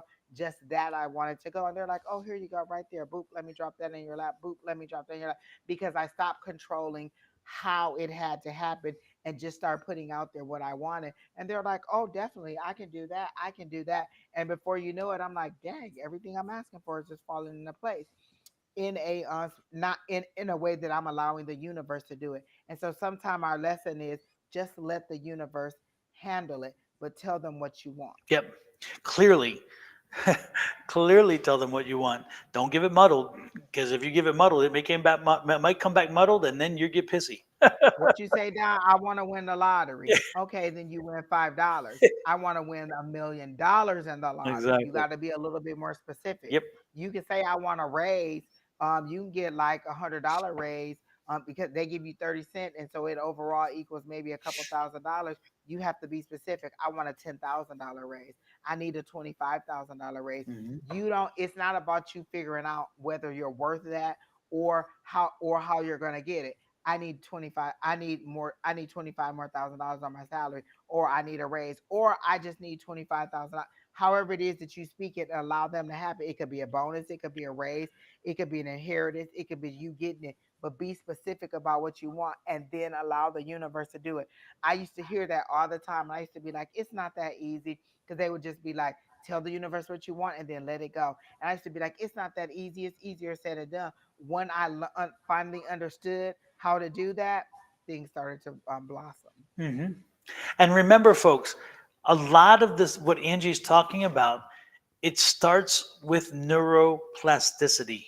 And the meaning of neuroplasticity is the plasticness of the mind, the elasticity of the mind to change the way in which the paradigm has been set in your mind and how you deal with the universe, how you deal with things. The neuroplasticity says you have the ability, the elasticity inside your brain has the ability to change your thinking. If you're somebody who instantly goes to the negative, you're somebody who instantly goes to, oh, woe is me, I can't, you won't. You never will, because you can't get Or beyond that how? can't. How can I? Exactly, That's a big, exactly. yeah. And I'll give you an example. Again, when we have something happen, do we see an obstacle or do we see an opportunity? Both things can be reality at the same time. That's the first key to remember. You can have an obstacle and yet still see it as an opportunity. And by looking at the positive side, you create positive energy around you, and then you then get positive energy back to you. which then turns it into not a negative thing, but as a positive thing and as a learning lesson, as whatever. Example, I always throw this out there. You're driving down the road, you have a blowout, you slow the car down, you pull over, and you're safely on the side, and now you have to change the tire. Damn, I had a blowout. I'm going to be late. I can't believe this always happens to me. Obstacle. Opportunity. Thank God the blowout was not crazy and it allowed me to slow down, get over safely, and no one was injured. And now I'll replace it. I don't like replacing a tire, paying for the whatever, but thank God I am alive and well. The difference in those two statements send out such a different kind of energy. And this is in the book I'm writing, and it talks about this heavy about neuroplasticity. And by the time I'm done with this, you're going to be tired of hearing about it. But I'm telling you, you have to It's the rewire your truth, brain. John. Listen, it's the truth. And I tell people it took us years to get into this mindset. Allow yourself some months to get out of it and some deprogramming and reprogramming of your mindset. Absolutely. And when you do, I promise you, and I mean, I really do promise you that when you do that mind shift, you have then shifted your environment around you. And in so doing, the universe experiences that and it sends it back. If you stay, and again, goes back to some folks who come on here, oh my gosh, I can't, I never will, whatever. And I strongly suggest you hearing my voice and taking my information to heart and know that if you start addressing, if you get up early in the morning, you get up in the morning, you get showered, oh, damn, like just another bad morning. I can't, I just don't, I hate Monday mornings. I don't want to go to work. You get in your car, you're pissy and you're whatever. And then you get to work. Guess what happens? You Everybody feel is kind of foggy on pissy your toward shirt. you. Yep. Yep, yep. And then the opposite, you get in there, you get in the car, even the people, as you are in a positive mood and as you walk in, even the people that are in a negative mood kind of either mute their negative mood or change their mood because you are affecting your environment, because you are putting out there that positive energy. But if you set negative out there, guess what? I guarantee, guess what comes back to you? The negative. So again, let's work on that. Always work on that. I promise you, I truly promise you that if you can do this for 2 to 3 weeks, you will be amazed at the switch that your life did. Your life will flip and you will say, damn, I had the power all the time. Dorothy, you have the damn red shoes. You got the red shoes. I just gave them to you. I just gave you the keys to the castle. I That's gave you your red exactly what shoes. I was going to say, Don, is I had to take a different approach instead of it being like, because people be like, it could always be worse. I used to be like, but it could be better. Instead of taking that attitude, I saw it as me shifting the situation, me having the power to shift it. And when you're a control person and you like to change everything, if my positive attitude controls the situation enough to shift it, then look at the magic that I have. Look at the ability that I have to control the situation. I talk about the difficult person that I have to deal with at work all the time. I did not, it's not that I don't have to deal with him anymore. The Lord didn't just pluck him out of my life and tell me I don't have to deal with him. My approach to how I deal with him is different. Instead of being like, oh my gosh, I got a meeting with John today. Oh, he's so difficult. He's just this. Instead of attracting that and coming in with a negative mindset, I tell my higher power, this is going to be a great meeting. I'm going to get all the information I need. Everything's going to be positive. We're going to move this forward. Lo and behold, he comes to the, oh, I got the document you need. Oh, I got this. Oh, I got that. And it's just like, whoa, I changed the atmosphere of the situation. I called that in. I controlled that. I stirred the pot into a positive direction. So if you want to say, or you're a control person like I am, it's just you taking that control and saying, I am the person who changed that with the mindset that I thought. Instead of feeding into the negativity, I changed it and made it a positive situation. And going forward, that's how I'm going to think. And so it is that neural, elasticity that Don was talking about, just changing all of your mental capacities and allowing, using your power for good, basically. Exactly. Basically. And Pamela just repeated my affirmation right there. I believe in infinite abundance. My wants and needs are always met.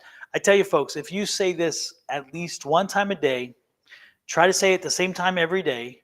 Say it when you mean it when you say it, and then you open that universe portal, by doing that positively, don't be surprised if after, again, a week or two of saying this, that things start turning around. And because that is such a powerful affirmation. I created that affirmation a long time ago. I've said it over and over again. I've used it myself, and it's gotten me out of. I use it as a mantra from time to time, and I hate to use anything as a mantra because mantras tend to make them. I don't want them to sound trivial, but I can tell you that Understand? it is You'll drawing be in. repeating that over and over and over and over and over and over and Yep. over again until the energy changes. Absolutely. Yep. And you'll feel the shift. You will feel the shift of the energy. And then one more thing, folks, and not to belay the point, but again, the one other thing that comes with this is thankfulness. Thankfulness. Make sure that when the shift comes, make sure that when you start getting the good, make sure that you're always thank spirit, thank the universe, thank God, thank your deity, thank whoever you want to. But make sure you give thanks, because giving thanks costs you little to nothing. It costs you zero.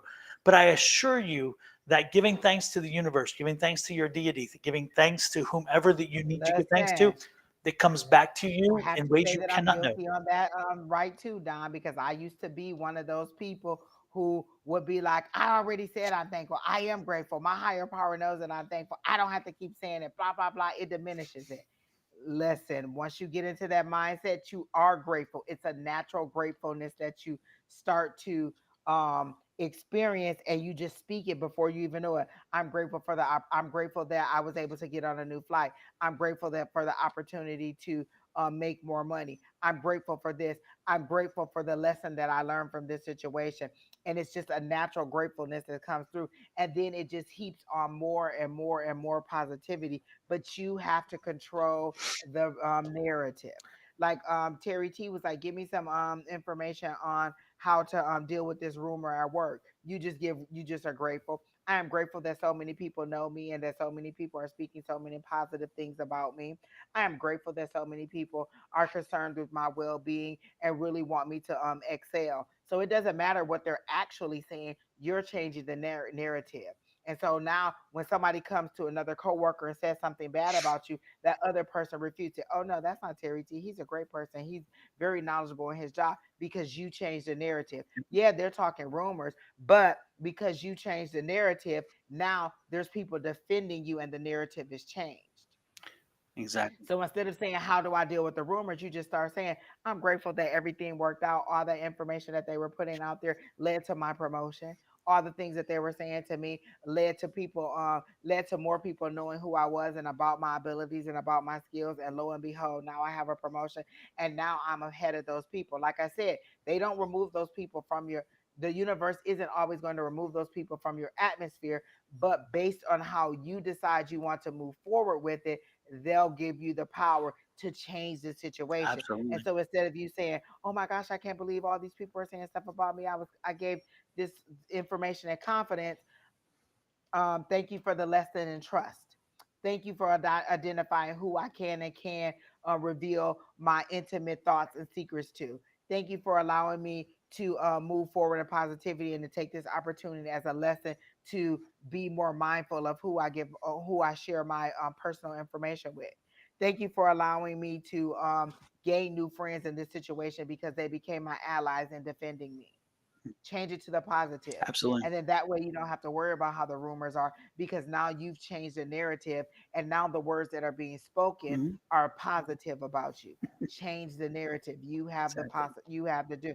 So my advice to you, Terry, change the narrative. Yep. However you need to do it, change the Live narrative. your truth, live your power, and when you do that, you're good.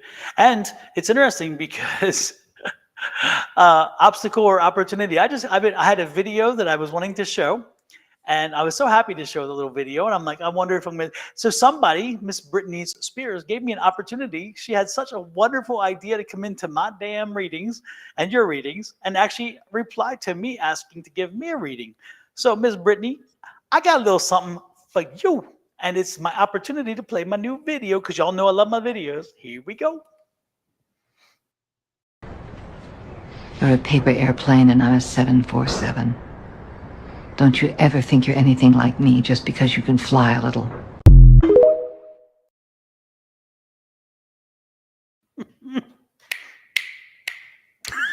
I love it. I love it. I love it. I love it, Don. Oh my gosh, a perfect opportunity to introduce your credentials. Hold on. Hold on.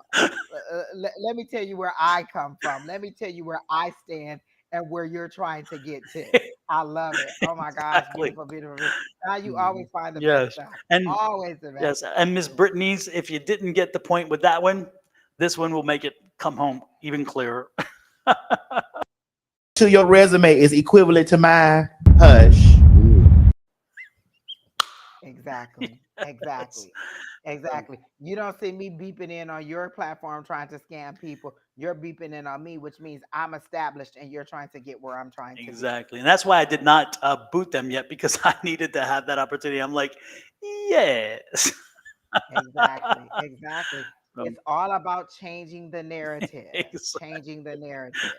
I love it. I oh my gosh, Don. I feel like we're giving out such good nuggets of information, and I want to know if everybody's actually receiving it in that. And when I say that I was such a negative Nancy, such a oh it could have been better type person, oh I'm tired of giving gratitude. I know about the gratitude journal. I'm thankful for my higher power. That was me. I'm telling you, that was me so tough.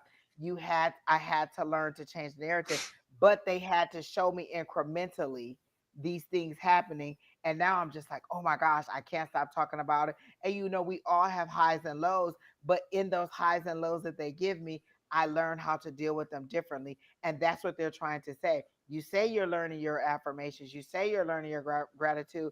Let me give you an opportunity to demonstrate it. So don't take your woes as always negative. Sometime your higher power wants to know, okay, she did master that. So let's take her on and fix something else. Let's take her to the next level because she's ready. Or is she going to keep? This is where she usually reacts. Is she going to ascend to a higher level of reaction, or is she going to pull herself right back down? Okay, she pulled herself back down. She's not ready. Let's do this again. And Hmm. so you stay in that same cycle of negativity over and over instead of going to the next higher level. And you think, oh, well, I keep getting the same problems, but did you react to it differently? Hmm. Did you change the narrative? Did you take your power back? Yeah. And I would tell you, That's what this is the folks closest to me know this situation completely inside and out. But I was in quite despair. And I was in a very bad place, in a very frustrated place, thinking that there was no resolution that saw me in any way coming through my obstacle without some serious repercussions and damage. And I really couldn't. And anytime somebody told me, "Oh no, I see this," and I'm like, "You're smoking crack." I'm like, "Yeah, yeah, yeah, yeah." Now, so and over and over, and then I kept talking to spirit, and I kept talking and doing and reading and understanding and learning, and that's when I triggered over the energy. And again, for those of you who, and again, I'm just telling you this so you know where I'm coming from. I was at one time I was in the engineering field. Then I became an attorney, and I did real estate as well. And then I started coming out of the closet with the metaphysical. Though I've been doing it for always, I was very quiet about it. When I started really embracing not the metaphysical stuff, but when I started really understanding how, again, how energy is, and the energy is what I argue about, which is what we just talked about, what we've been spending the last 5 to 10 minutes on. When I understood that that was the science, a very scientific theory, it's because again, it's all based in energy and how that works. Um, that's how I stumbled across affirmations, and I understood manifestations. But what I how I came to understand affirmations is I believe that they are the key for manifestation. They are the key to create things. It's not the manifestations. I don't, again, affirmations are affirming. Manifestation is I want. Affirmations are it is. And that's how I see it. And so I started doing the affirmations. And when I did, within a very short period of time, the light came on, the resolution came on, the blockade that was years in the making was gone, and those doors opened, and the resolution opened, and they opened at a time where it was you could not ask for a better time to have resolution, because instantly I was able to take other steps to secure my future and turn the whole thing around and walk away with a far better reward than the pain that I thought I was going to have to endure. And I'm not meaning to be cryptic, but again, you don't need to know the details. The point being is that I, at the worst moment, embraced affirmations, taking that risk to say, will this work? I didn't ask the question, will it work? My question was, how long will it take? I had that much faith in it and I started repeating it. And as I did, the universe changed its tune to me because it saw me as not being somebody sitting in a corner and whining and crying, but somebody who says, you know what, I'm going to make my new reality. And the Did you reality see then the shifted. comment from from Image Solution? She said, she said, how do you say it is in a sentence? How do you say it is in a sentence? As in, you said you stop saying, you just one of them is I want, and one of them it is. So how do you say that in a sentence? In order to get them to get in an affirmation that gets what you want. Well, one of the best things that I can tell you is um, my wants and the big one. I believe in infinite abundance. Again, you're believing in something positive. In other words, everything is possible, and you believe that infinite abundance can come your way. My wants and needs are my wants and needs are not will be, not was, are. That's the is, the present, are always met.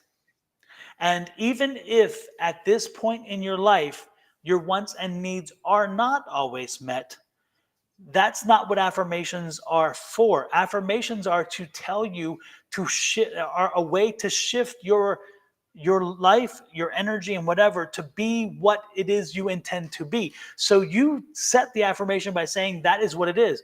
My wants and needs are always met. And eventually the universe turns it around and says, yes, it is. Yes, it is. One of the things that I've learned, or some of the affirmations that I listen to on YouTube, because YouTube a is a university. There's so much information. I wanted to win the lottery, and so one of the affirmations that I am a jackpot winner. I am a billionaire winner. I am a lottery winner. I am. That changes it to a positive instead of I want to win $1 million. I want to win the jackpot. I am a millionaire. I am a lottery winner. One of the other affirmations I listen to in order to just draw any kind of money to me, the guy says, I am so grateful and thankful that money flows to me from multiple streams, from multiple sources consistently. So he's saying, there it is. He's giving gratitude for the money flowing to him from multiple sources Yep, consistently.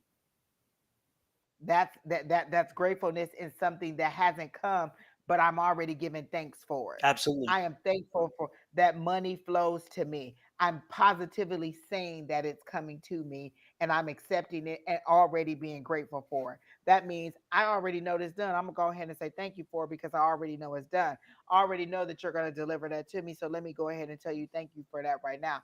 I believe so strongly that it's going to happen that I'm already giving you gratitude and thankfulness for it. Absolutely. And Miss Linda said, I always give thanks as if I already received it because I know it will be if it's for my higher and best good. And that is one other thing to remember. Some things we ask for are not for our highest and best good, and sometimes they will not come through.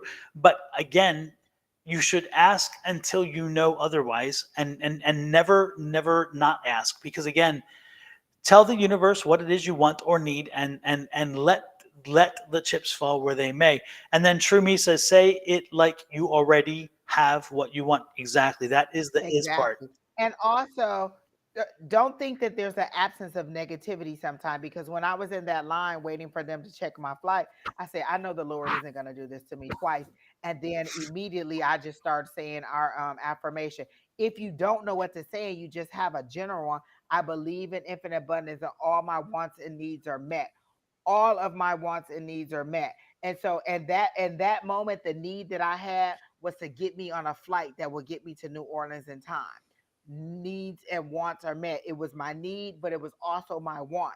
I didn't specifically say I am getting on a plane to New Orleans and they're going to get me there in time. I just said I know that this is all going to work out for my good. I know that I'm going to get where I need to be in enough time. And then I just repeated the the affirmation over and over again. And I listened to the song. My guides immediately dropped a song into my spirit. I turned that song on and let it play. I didn't have to try to figure out, well, why are they sending me this song? What are they trying to say? I just listen to the song.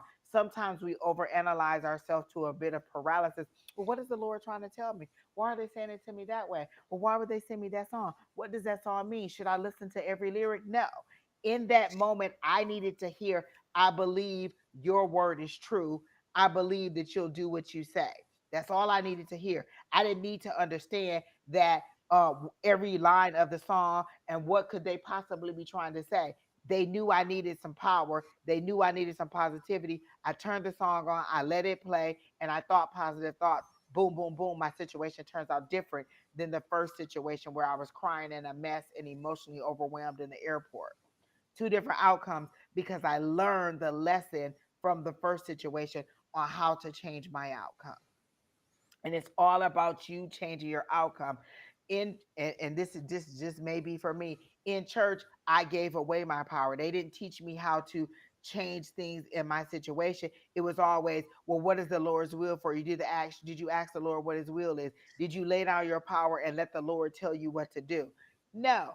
I've learned, even from my own interpretation and reading the Bible, you have not because you ask not. Ask and ye shall receive. So I tell the Absolutely. Lord what I want. That means if I ask, that means I have to put some kind of desire out there. So I ask the Lord what I want, or my higher power what I want, and then I receive. It didn't say, hey, Lord, tell me what you want me to have. Ask and ye shall receive. Tell them what you want, and then you'll receive it. They want you to have what is for your highest and greatest good. And if you don't know what question to ask, just say, what's for my highest and greatest good? Absolutely. What's my next step? Yep. How do I move forward? A lot of times we make it so complicated because we're trying to take the principles from religion and apply them to manifestation. And that's where my broken situation was. I was trying to apply old archaic religious principles to a free flowing manifestation system, and it never worked on me. I was always frustrated. I was always in disbelief that it would work until I tested it in the positive and got the results that I wanted. And now I'm learning to move forward even more in those manifestations. So it's, how are you going to use your power for good? Yeah, and you can use this for, first and foremost, two things. Let me say the first thing, and that is that when we say ask, we mean this: what we are doing. Speak it. Don't think it. Don't sit there and go, no, don't think it. Speak it. Speak it to the universe, okay? Because again, speak to the universe. Speak to your higher power. Speak to your spirit guides. Don't play the game of, okay, read my mind. Okay, this is not a psychic test. This is just merely speaking your truth. And then secondly, the other thing is, I have a friend who was. You can use this for other people too. You can use this to help other people, especially if they're using their energies. And what I'm telling you is I have a friend who was. They stayed one day later in New Orleans, and they were trying to get a plane out, and their plane was supposed to leave at 1. And then by the time they reached me, the plane was delayed till 3. And while we're on the phone, it was up till 5. And she's like, "Oh Lord, I'll never get out of here." And then it went to 10:30 p.m. Their 1 o'clock departure turned to 10:30. And And so I'm just 1 second. And Nara, we already read you. We gave you a great reading, and you may have been a catalyst for this reading, but we gave you a great reading. it was Sorry, her. go ahead, Absolutely. honey. Yeah, yeah, Oh yeah, yeah. we've been reading you for like 20 minutes, so you need to rewind and go back. We've been reading you, Yeah, you and we got this gave you a great started. reading. Exactly. This whole chain came from that conversation. So anyway, so I started doing the affirmations here. I'm like, they're on a flight, they'll be home. They're on a flight because she's like, we won't be there till tomorrow now. So we're on a flight. They're on the way home. They will, and sure enough, she within like 20 minutes, she's like, okay, now we got to just adjust it back now, and now it's back to like 5 o'clock. Now, yeah, was that me? I don't know.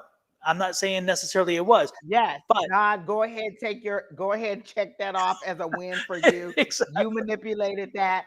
That is your power. yeah, That is your doing. I take everything as my magical gift now. I'm a exactly. unicorn.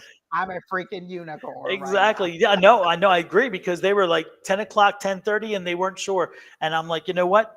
I'm not happy with that number. So I did. And sure enough, within a short period of time, they're like, oh, damn, we're fine. We're going to be out of here. And they were celebrating. They were happy. And I'm like, There you go. Again, And you affirmation. changed their atmosphere. You Yep. could have fed into their negativity and went down and just let that sink, that whole Yep. situation sink. Image Solutions, I have a question for you. Um, um, because they keep showing me two small children, and I don't know if you have two little boys or not, but they keep showing me two small children, and you wondering how you're going to take care of these two small children. And so what I got was trust immediately, which is the whole thing that we're talking about, which is trust. I got the King of Cups. And for me, that's a trust issue. That's the thing that sticks out for me. Trusting that you're getting good advice, that the universe is doing things for you on the back end that you don't know about, and that things are working out for your good. You're putting your desires out there, but you're a little bit too wound up on how it's going to come. And that's what we're saying. Stop worrying about the how. You will be okay. You will be able to make your ends meet. I do see a promotion for you in your job. I feel like you're like I see you exiting one building, but with your kids and going on to something else. And so when they show it to me in a package deal like that, it's because of your kids that you're making this change or that you're deciding to make this move. And when they show me you leaving one building, going to another, to me, that's usually promotion or that's usually a change in a job situation. And so I feel like a promotion is coming for you. Tell them how much you want. You just said, I want a promotion. I want to make more money. Well, you could get a raise of $1,000. That's more money, but is that how much you need? How much more money do you need? Tell them what you need. I need 25 more $1,000. I want to make $50,000 in order to live comfortably. And don't set your expectation based on your limited belief, because to you, 25,000 may sound like a lot. Oh my gosh, my employer is never going to give me $25,000. That's you setting your limitation and limiting your higher power. Your higher power is the creator of this whole vast universe.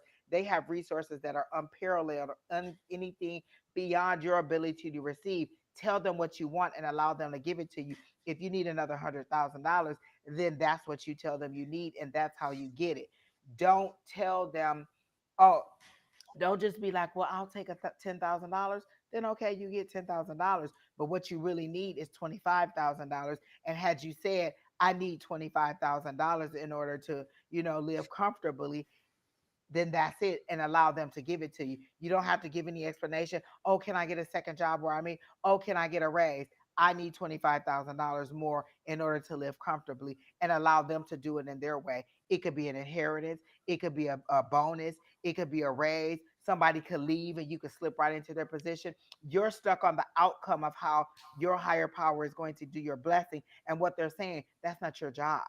When you get in your car and start it up, you don't wonder what makes that push button start or what that key does. You get in there and you know that you got to get to work. You push that button and you start that car up and you take off. You don't wonder about everything that's going on under the hood. You trust that the vehicle is going to do what it's supposed to do. And that's what your higher power is saying. Allow me to do what I'm supposed to do. I'm the vehicle that you're using to get your blessing. Trust that when you press the button and ask for what you ask for, I'll deliver what you need. And so that's what I'm getting for you. Fantastic. Good read. Good hit. And they were all over that. They were like, you were actually hitting exactly what they were going through. And that's fantastic. Exactly. And Angie, you so might be they psychic. really just want her to be positive. I might be a little You bit just psychic. might be. They kept showing me the two little boys and her worry. That's her biggest fear right now. Like, how am I going to make this happen? The holiday is coming up. Halloween's coming up. Thanksgiving coming up. All those are big ticket meal settings. And then Christmas coming up. How am I going to get their gifts? All you need to say is, I want my Christmas is coming. I want to be able to get my children the gifts that they're desiring or get the gifts that they need, and then you allow your universe to do that. I told my universe I want my loans paid by the end of the year, or I want a zero balance on my loan. So you say I want to be able to buy my children the gifts that I can afford. I want to be Sorry. able to give my children a great Christmas. And great Christmas might not even be specific enough. I want to be able to buy my children blah blah blah blah blah blah blah, and then allow it to happen. Be specific, and then allow your higher power to give you what you want.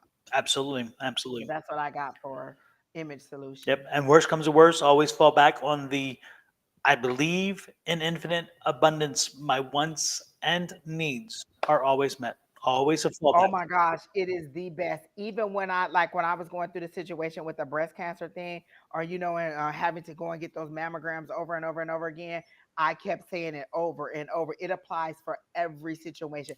My wants and needs are always met. Wants and needs. I needed that test result to be a positive test result for me to say that I didn't have cancer. I needed that test result to say this. And so my wants and needs are met. And so I just kept saying it over and over and over and No. over. It's not a one hit pony. It's not just for your finances.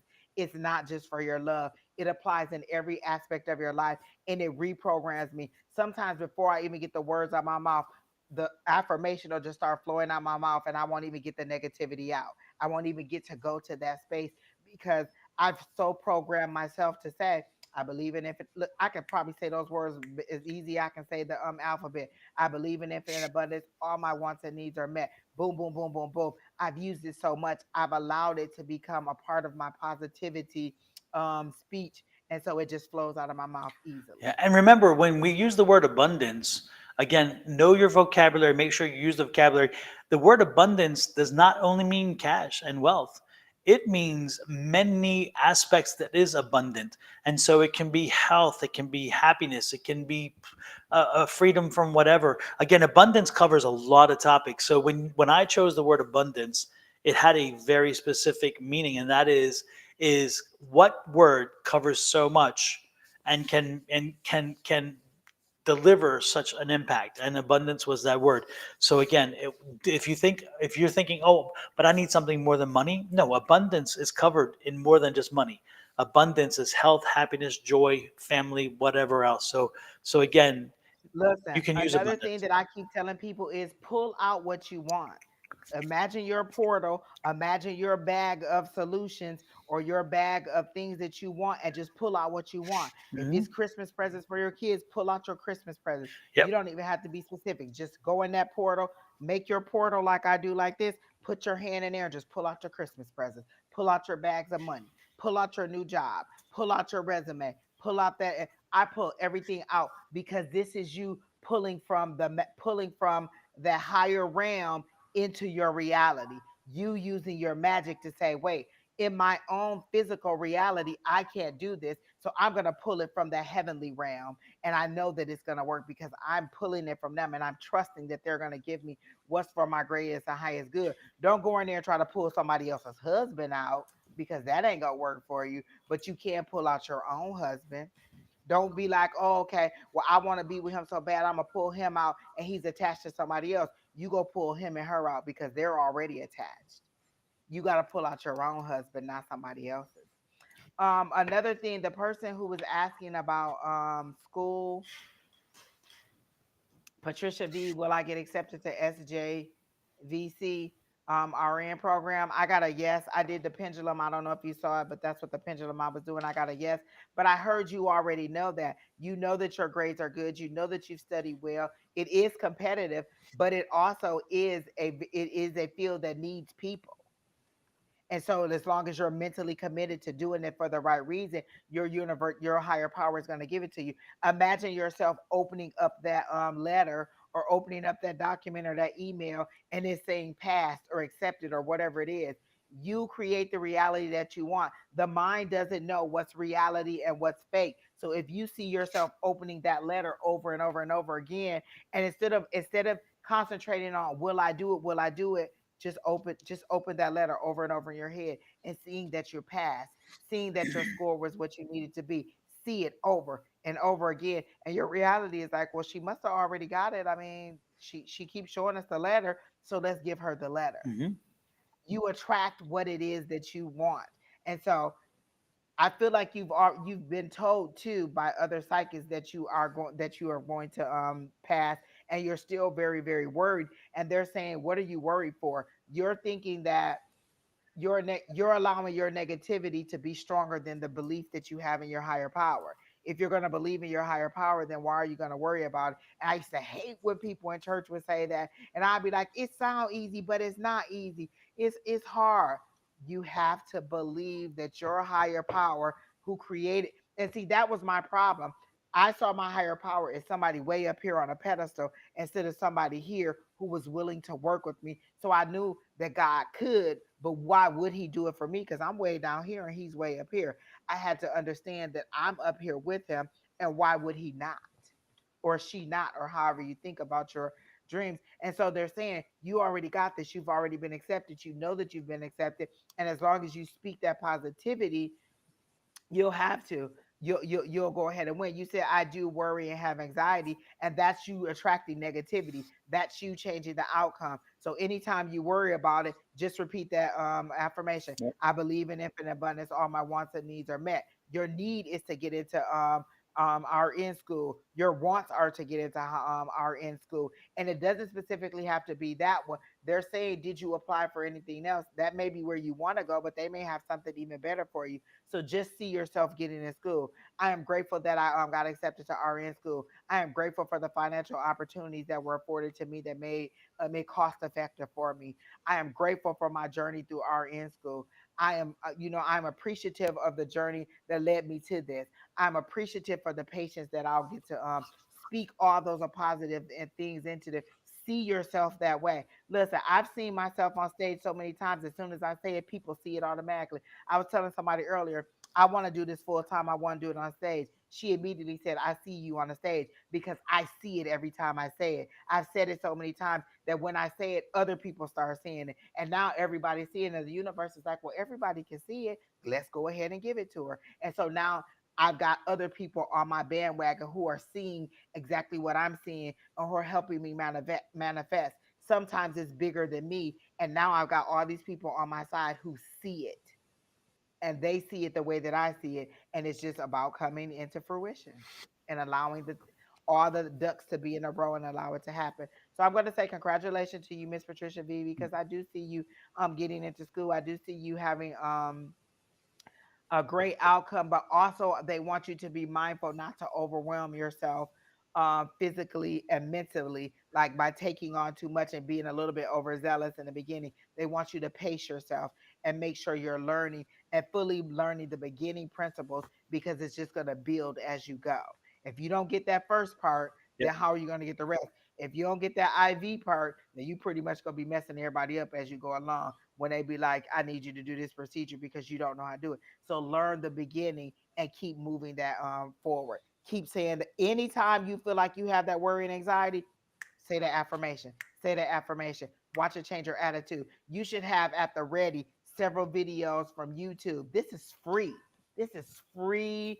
Somebody, this is free boasting. This is free encouragement where I can go to a video and just play it and it'll be exactly what I want. If I'm having a hard time with my journey and my weight loss, I can go listen to that. You are beautiful. You are amazing. You are 145 pounds. You are this. You are that. And I allow them to tell me how great I am in the voice that I like. I like a man to tell me. So I listen to men tell me things about how great I am.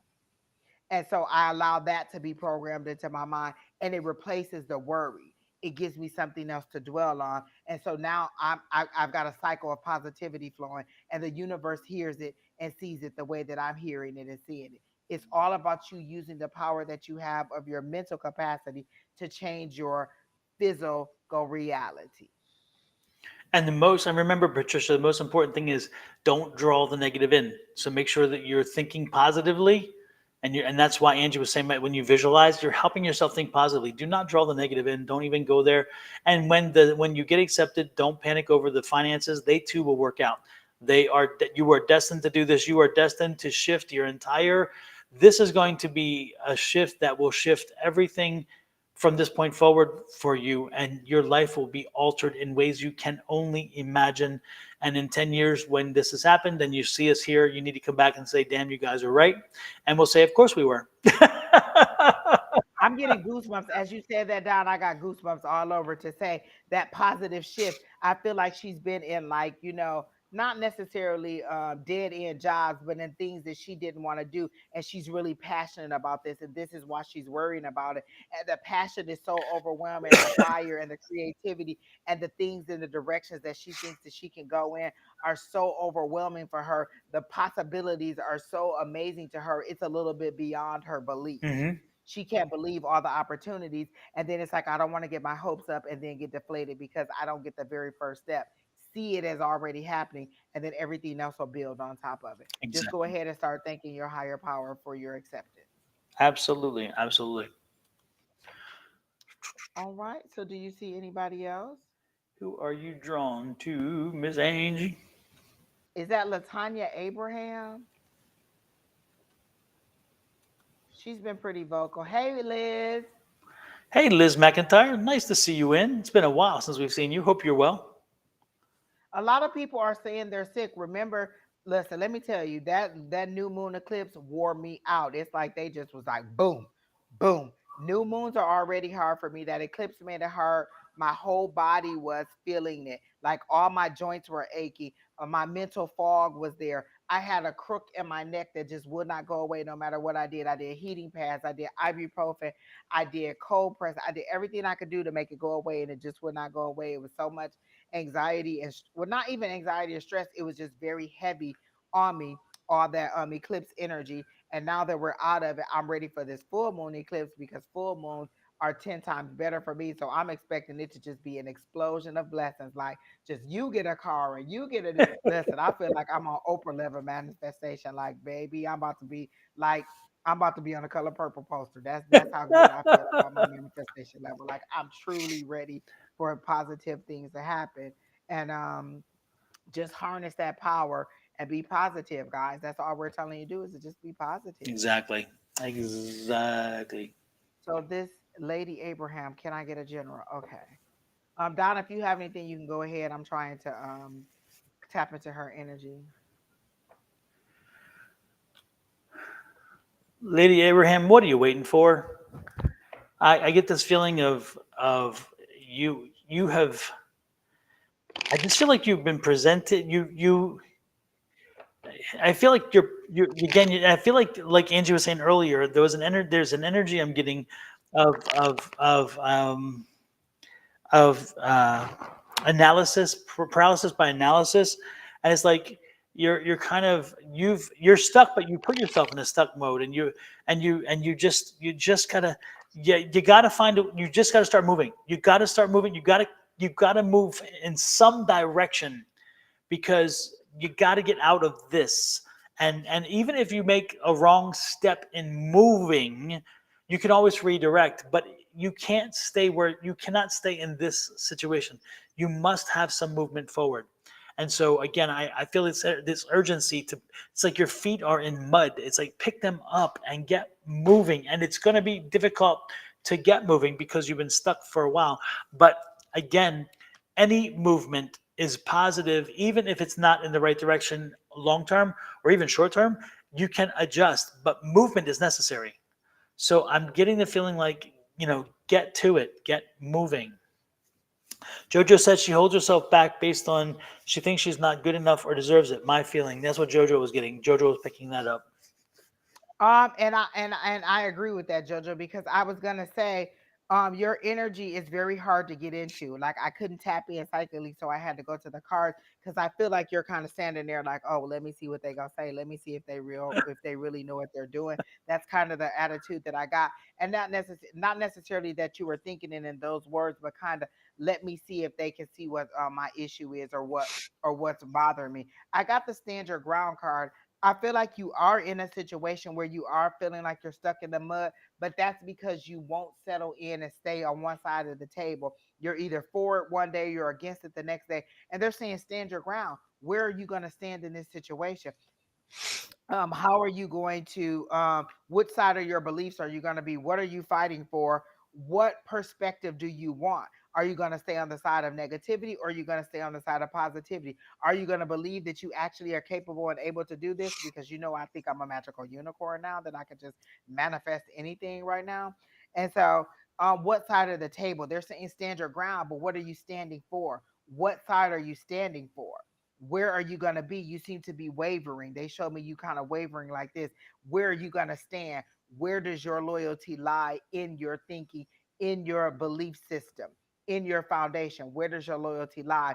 Do you feed your negative side, which is that devil, that pessimism, or do you feed your higher power, which is that positivity and believing that it is able to be done for you and on your behalf?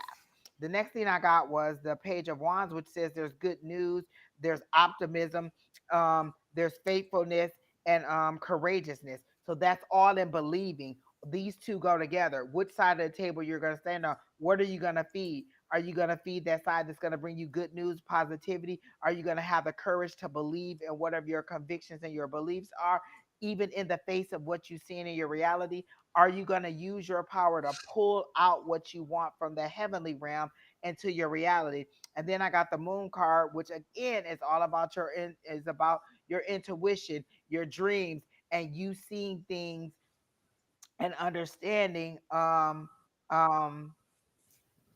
like getting rid of your that subconscious insecurity and those misconceptions that you have about manifesting or about religion or about how you're supposed to move forward or what's the prim and proper way to do things. You're very bound and tied up by principles and rules and guidelines and what you think society wants you to have, or what you think religion wants you to have, or what you think you're supposed to do. And they're saying, what is it that you want? If I'd have stayed in religion, I'd still be bound to listening to my pastor interpret a word from people, from men who are interpreting a word that I am now receiving one on one. You know what I'm saying? These people said they got the word and they wrote a whole Bible on it. Well, this is a living God. I can go right to him and ask him about my current situation right now. I ain't got to regurgitate that through the lens of Amen. what y'all saw and how Amen. y'all saw it. I can go right to my higher power and ask that question and get that information myself. Why would I go and read this old stuff, things that you got from them? I want to know what the Lord does. Listen, the world unchanged since all that happened. I need to know how the Lord want me to deal with this right now. I need you to speak to me like you spoke to them. If they had the ability to believe that the word was coming from the Lord, why can't I believe that it's coming from my higher power and receive it and act on it and allow the Lord to make those decisions for me? You claim to have a living God. You claim to believe in a spirit, but did you go back to a book that teaches you old principles and old ways of being subservient to somebody and allowing them to take away your power? Speak to your power, speak to your abilities, speak to your source. If it's a living God that you're serving, then why can't you talk to them now? Why do you need to go and find out what he said 200 years ago, or 300-400 years ago? Why do you need to go that route? What you need to do is come and ask him what he wants you to do now, based on the situation that you're living now. So that's what I got for you. Trust your intuition. Get over those misconceptions about religion, about what's prim and what's proper, and trust your intuition. Be ready for your good news and stand on one side of the table. Which side are you going to stand on, positivity or negativity? So that's what I got. Absolutely, absolutely. But again, the most, and for me the most important thing in my message was get moving. Just get moving. It's time to move. If you do not make the right choice in which way to move, you can change and redirect, but you cannot stay stuck. This is not a long-term solution. This is a problem. So So ask your higher power, what is my next step? What exactly. do I need to do? What is my action item? Tomorrow morning, what do I need to do? What is the first thing I need to do in the morning? One of the things that our mentor Tina told us is she gets up and she has a meeting with her spirit team. It may be in the shower. Okay, these are the appointments that I have today. These are the situations that I have today. How are we going to work through these today? She has a meeting with her higher power every day. It's a set appointment. Do you have a set appointment with your higher power to receive direction on how your day is going to go? Do you speak positivity into your day? Every morning when I wake up, I say, today's a great day. I'm going to receive all the information, even if I'm saying the same thing over and over and over again. And if I only receive incremental pieces of evidence, I'm still getting the information that I need. I keep saying that I need to get the information that I need. And when I say information that I need, it could come from multiple sources. It could be about work, but it could be about a little financial situation that I need to know.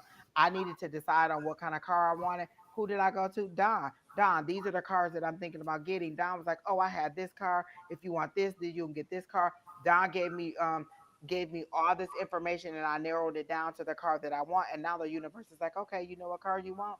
I'm gonna go ahead and bring that to the universe. But I had so many options, they didn't know what to give me because I couldn't decide. And once I went to somebody and asked a trusted source and said, "Hey, what do you think about these vehicles?"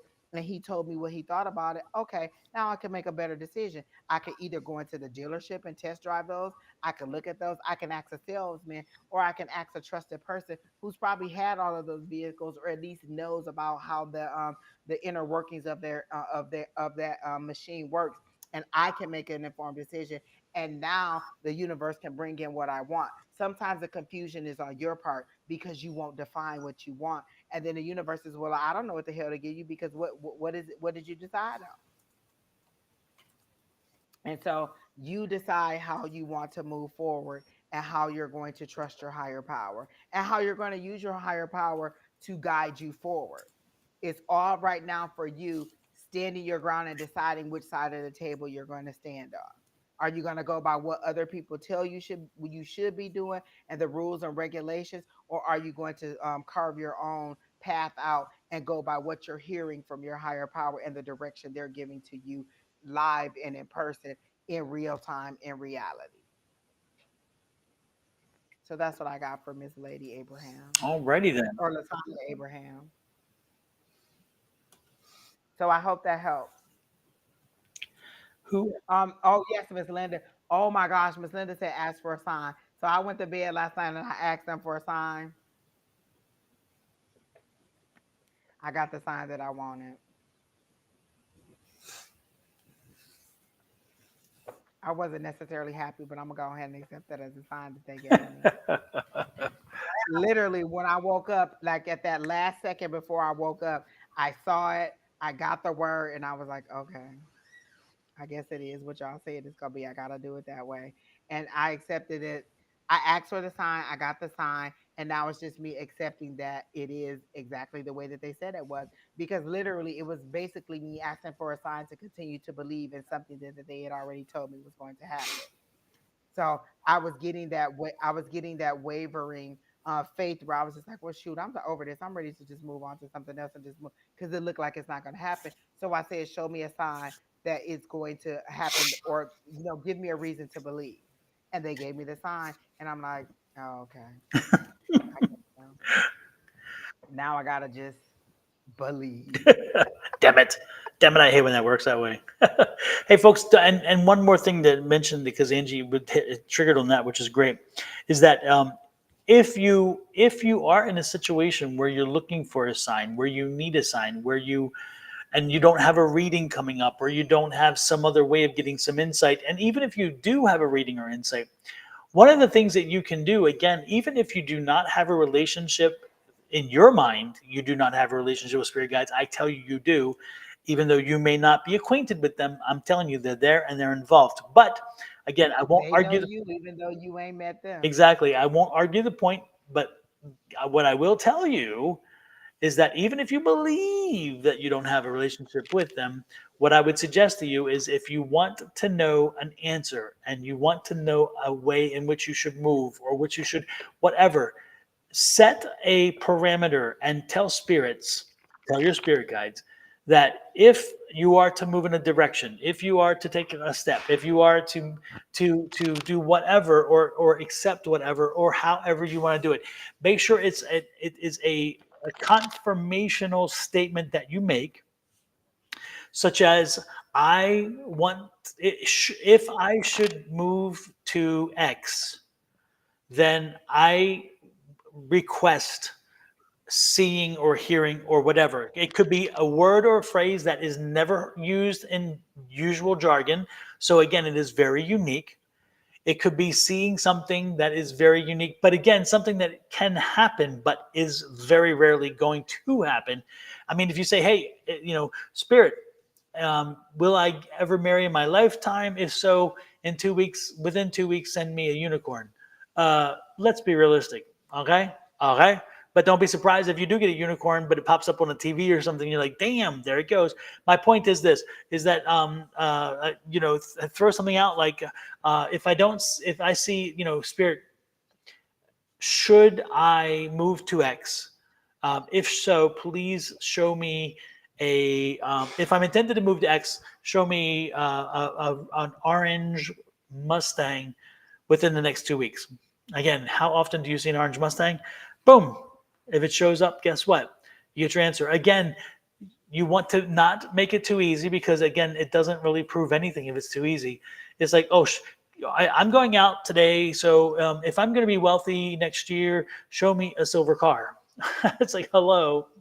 What I'm saying is go for something that is not often seen or heard, but it is a possibility, very slight, but a possibility, and then watch for it and see how it manifests itself.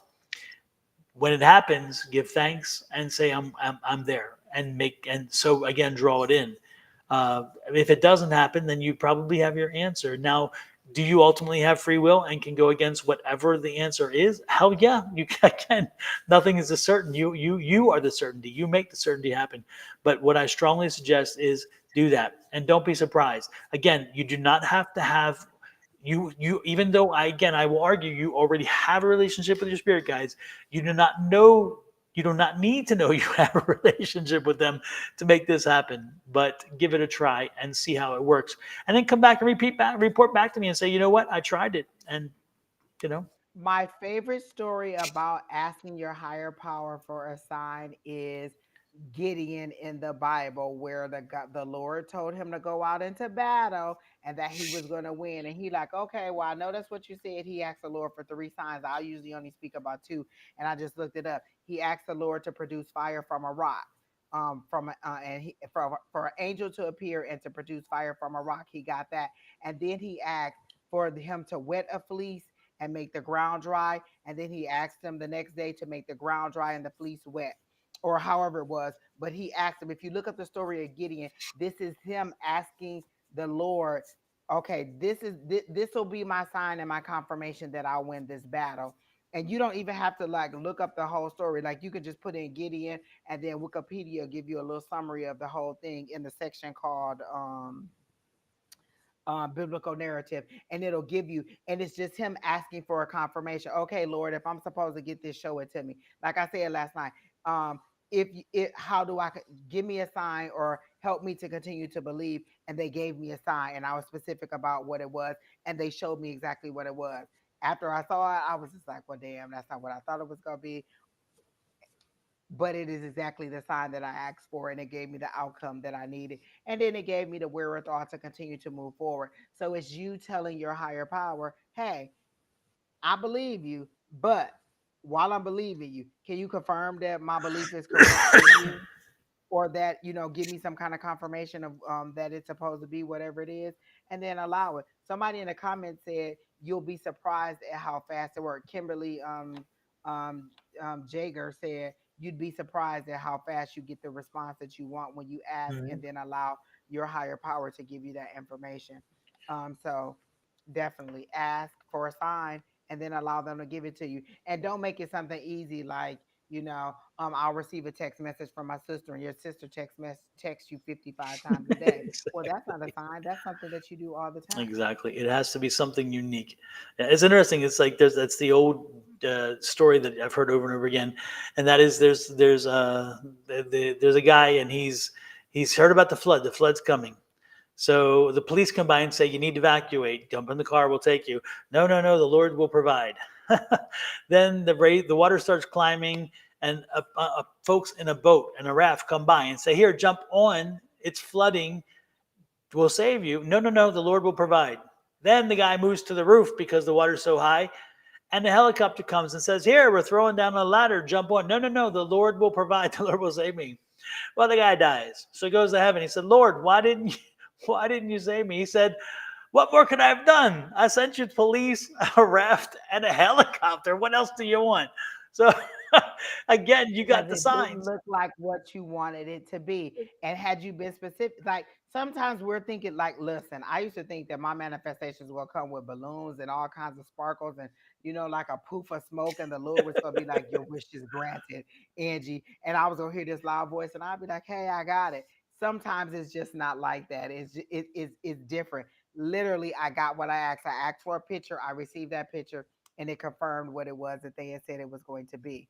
Aubrey King said her mom asked to see a blue butterfly once, and there was a picture of a blue butterfly that popped up on her phone without her doing anything. It was cool. So that's how, like, you may think, oh, I asked for a blue butterfly. I need to see a blue butterfly out in the atmosphere. It may not be that. You may see a blue butterfly on a billboard. You might see a blue butterfly on your phone, like her mom did. You may see a blue butterfly um, on a picture when you walk into a building. It's you receiving it and getting what you want. Before we go on, True Me, were we going to read Elizabeth? Yeah, Okay. True Me, don't go away because I have something for you too. It popped up after the last reading, but go absolutely. ahead. Let's do Liz. I just get such positive energy from Liz because she's always so positive and Hmm. she's always such in good spirits. If you have anything, Don, you can go ahead while I I did. kind I of was get in sharing her the energy. song "The Best Is Yet to Come." Liz, I think that Okay.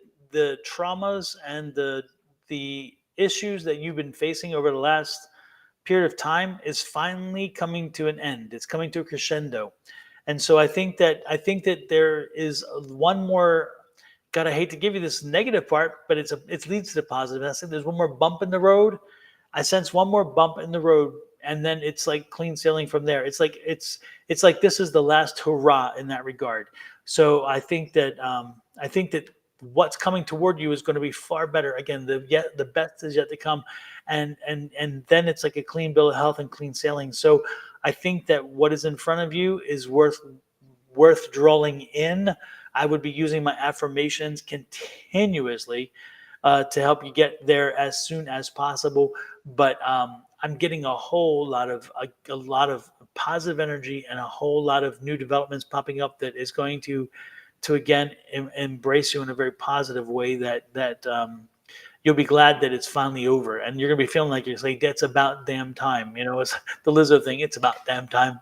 Well, that's about damn time. And yes, again, the best is yet to come. So Liz, buckle up and get ready for that the exciting new phase in which you're coming into. I wish I had, if I was doing my cards, I guarantee I'd have a change card, but a tower card, because again, this isn't a change you're involved. This isn't you making change, Liz.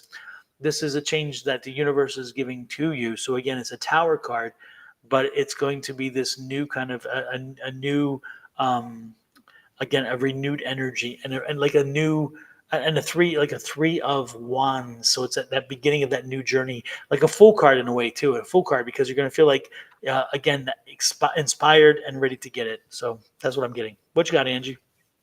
Don, that so fits because I kept hearing or I kept seeing initially, like her believing like my body can't take anymore. Hmm. Like this is wearing me out. Like I can't take anymore. Hmm. And then the card, like as you were speaking about, one more issue to come, I got that balance card, that balancing your resources. And I saw ups and juggling the ups and downs, and it's kind of dealing with the good and the bad. Okay. You've been doing good, and so now you may have one little setback, but ultimately your good is coming. And then I got kind of like the spirits not knowing what to do with you. You're so positive. You're such a nice energy ball. It's like you've evolved into what you were supposed to be, and you reflect all of that energy out and just give it to other people, and you make other people feel better. Like I feel like your purpose in this part of your life is to be that source of positivity and radiate out to other people. So I definitely get the balance. I get having flexibility and being able to just kind of um uh take the good with the bad. Like the facts of life is a song that keeps coming up, but it's that you take the good, you take the bad, and there you learn the facts of life. Like you've understood that. So then the next card I got was the King of Pentacles, and that's kind of like money coming in, a mature, grounded male, masculine energy. Like I feel like you're very grounded in understanding where your blessings come from. And I don't get this as like just money pouring in for you or anything like that. I just get that you understand where your blessings come from, and you're really thankful for the blessings that you receive, and you understand how you manifest things. And they're saying just enjoy the time that you're spending with loved ones and families and friends and things like that, because and just continue to be that natural source of energy. And then I got the the Page of Swords, which is curiosity, or you just needing to have some patience with your situations a little bit more. I know you've been going through this for a long time, but they're just saying have a little bit of patience. Things are coming. communication is coming, scientific, like, on here it says scientific scientists and mathematicians and things like that. I feel like that's just kind of relief in your medical situation, coming to coming in for you. You getting the information that you want. On the bottom of the deck, I got the Eight of Wands, which is movement for me, which is action, which is fast moving action. So things are going to happen, but you still need to have patience in getting the result that you want. It's slowly coming about, and it seems like it's taking a little bit too long for you, but you're maturing in your ability to receive your blessings and to understand how blessings work. So it's coming. Although it's taking, it's you understand that they're saying just have a little bit more patience, and then it's coming. And even the card after that was the chariot card, which was more of movement. So I feel like movement is coming. Just be patient, because some of the stuff is happening behind the scenes, and because you don't see the reality of it and you know that it's coming, we still grow a little bit impatient, because that humanness in us does sometimes overtakes our spiritual beliefs. And so, but overall, I get that your guys just really are pleased with your positivity and how you're moving forward. So that's what I got for Miss Liz. Super, super. Well, I think that Liz She Hope. said she's having another surgery on the 14th. So that must be that last hurdle then that I was seeing. And she said, I know this is it. Yep, yep. That was the last hurdle that I seen. So Liz, again, this is going to be, again, the last one. The last thing I see, and then it's all positive from this point forward. So know that, Yeah. but not only know it, but again, believe it. Make that statement that this fixes all. This surgery fixes all. This fixes all. This fixes all. And make sure that you say it, believe it, draw it in, and then don't be surprised when it happens. Celebrate it and give thanks. Give thanks when it does. Okay. You said True Me. You said you had something with True Me. True me. So while we were having our discussion and giving all this positivity and all these affirmation exercises and all these things to move forward, they showed me grass growing up under you. For me, grass growing is lush and it's abundance.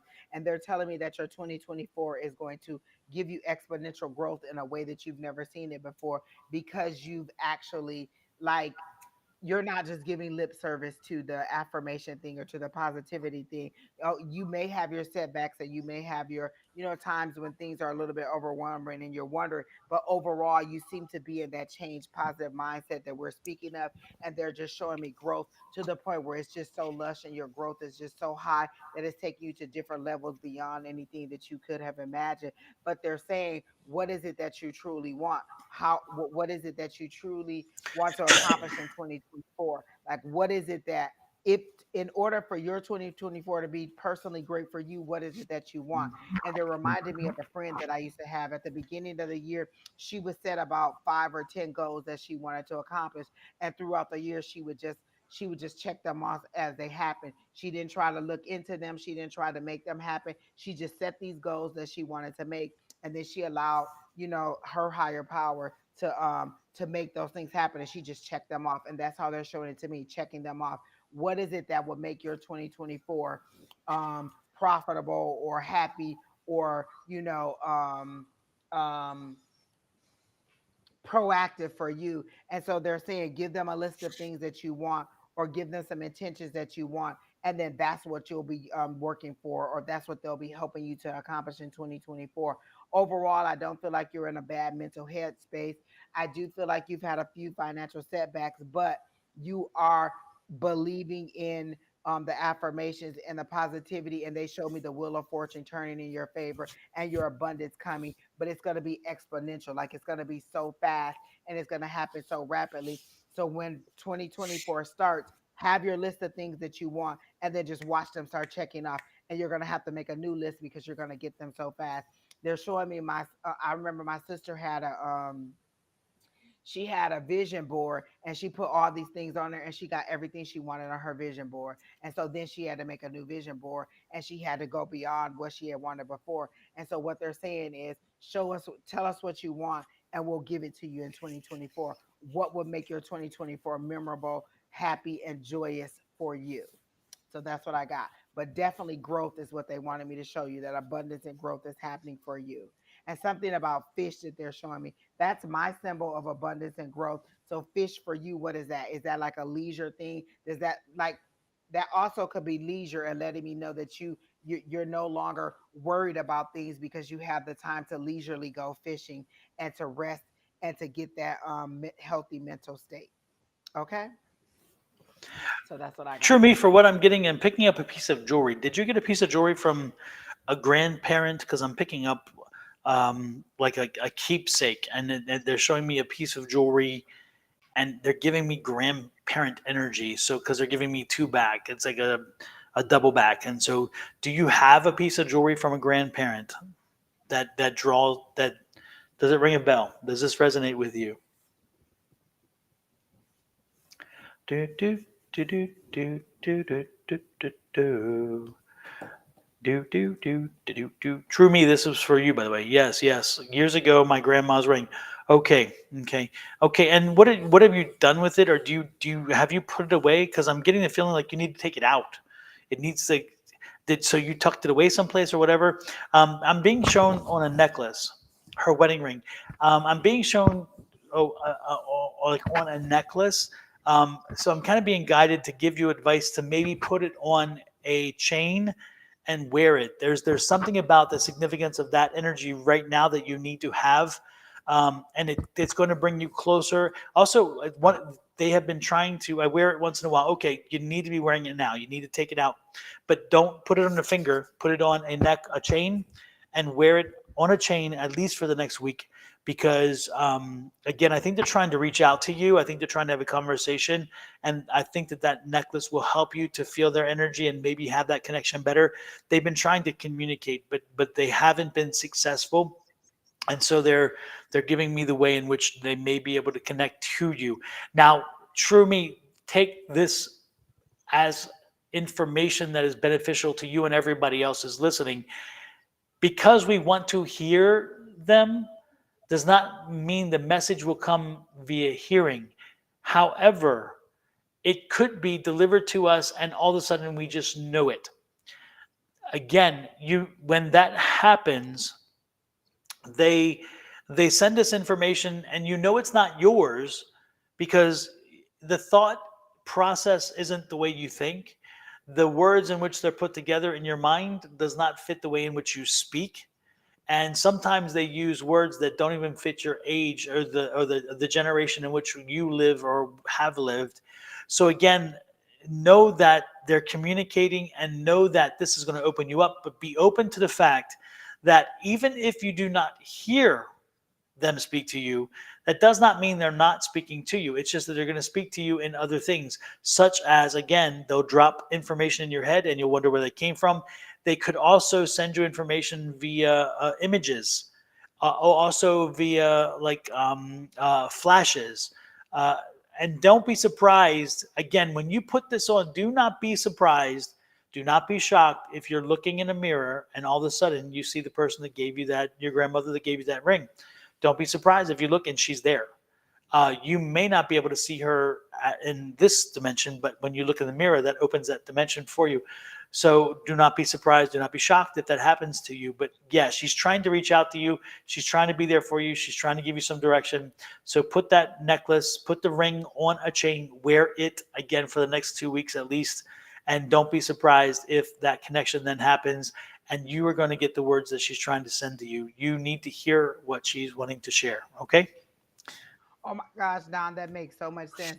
Remember, and I don't know, well, actually, we haven't been live, but I was literally at work, at my second job, and I could taste the dressing that my grandmother make. I could smell the herbs, and that's what I wanted. So I came home that weekend, I made the dressing, and then all of a sudden I was like, well, dang, I want some collard greens. So I made collard greens with smoked turkey in it.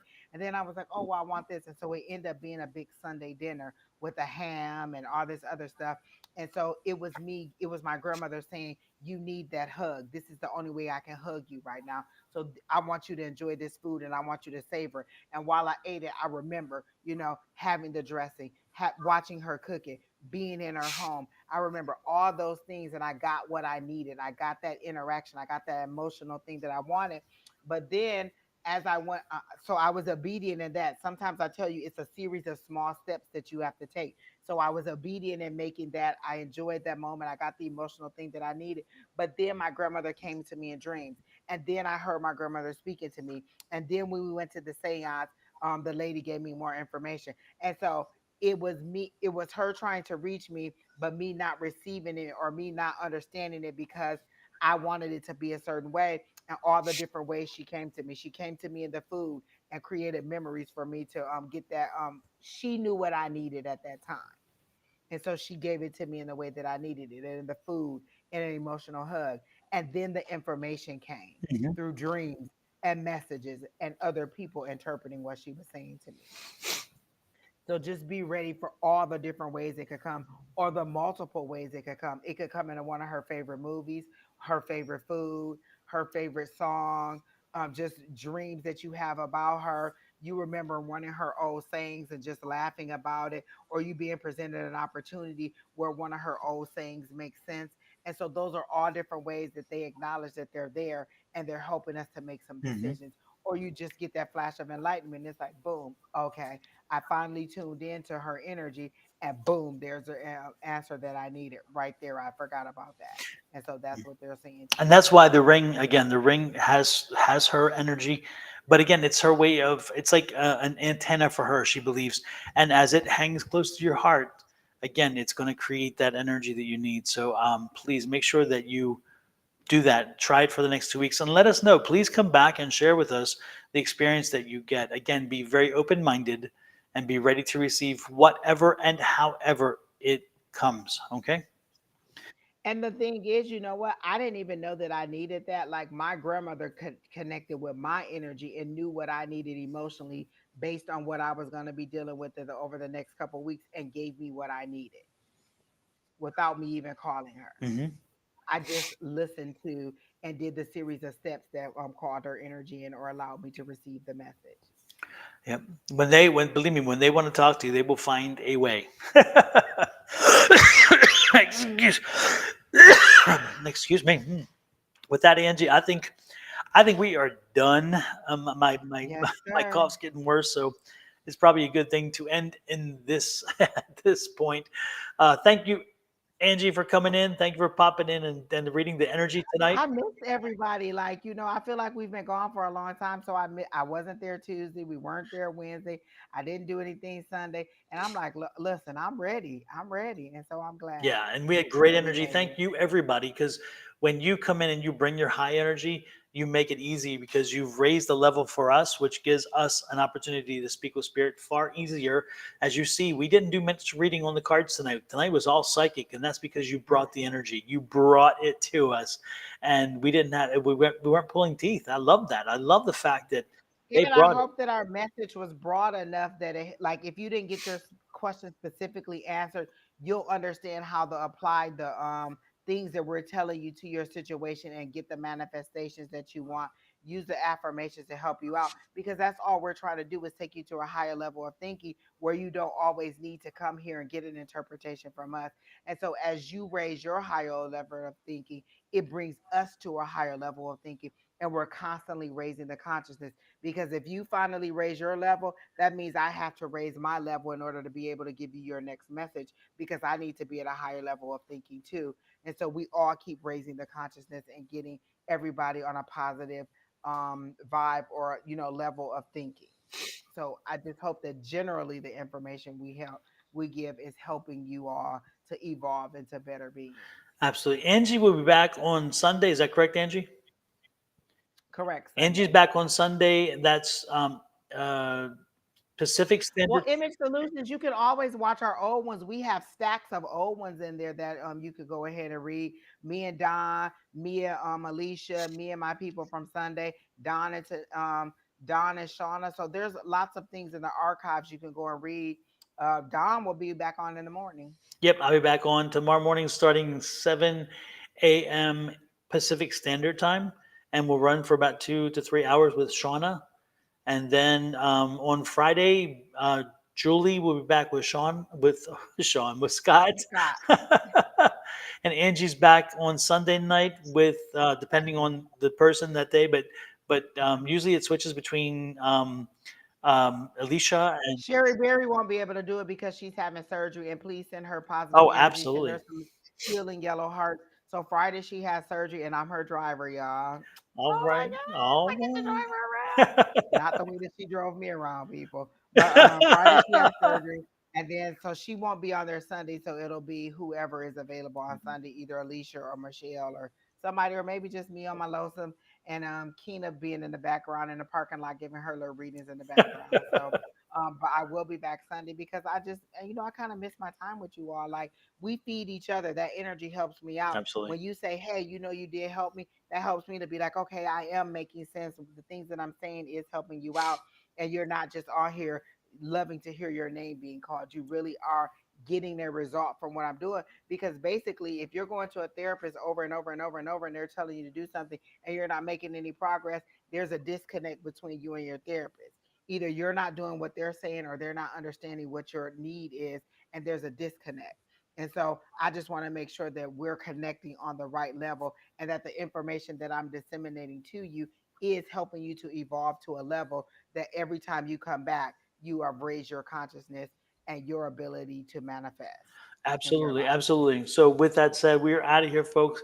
Again, love, light, and energy to everyone. To Sherry, we're definitely sending some healing energy that she recovers quickly.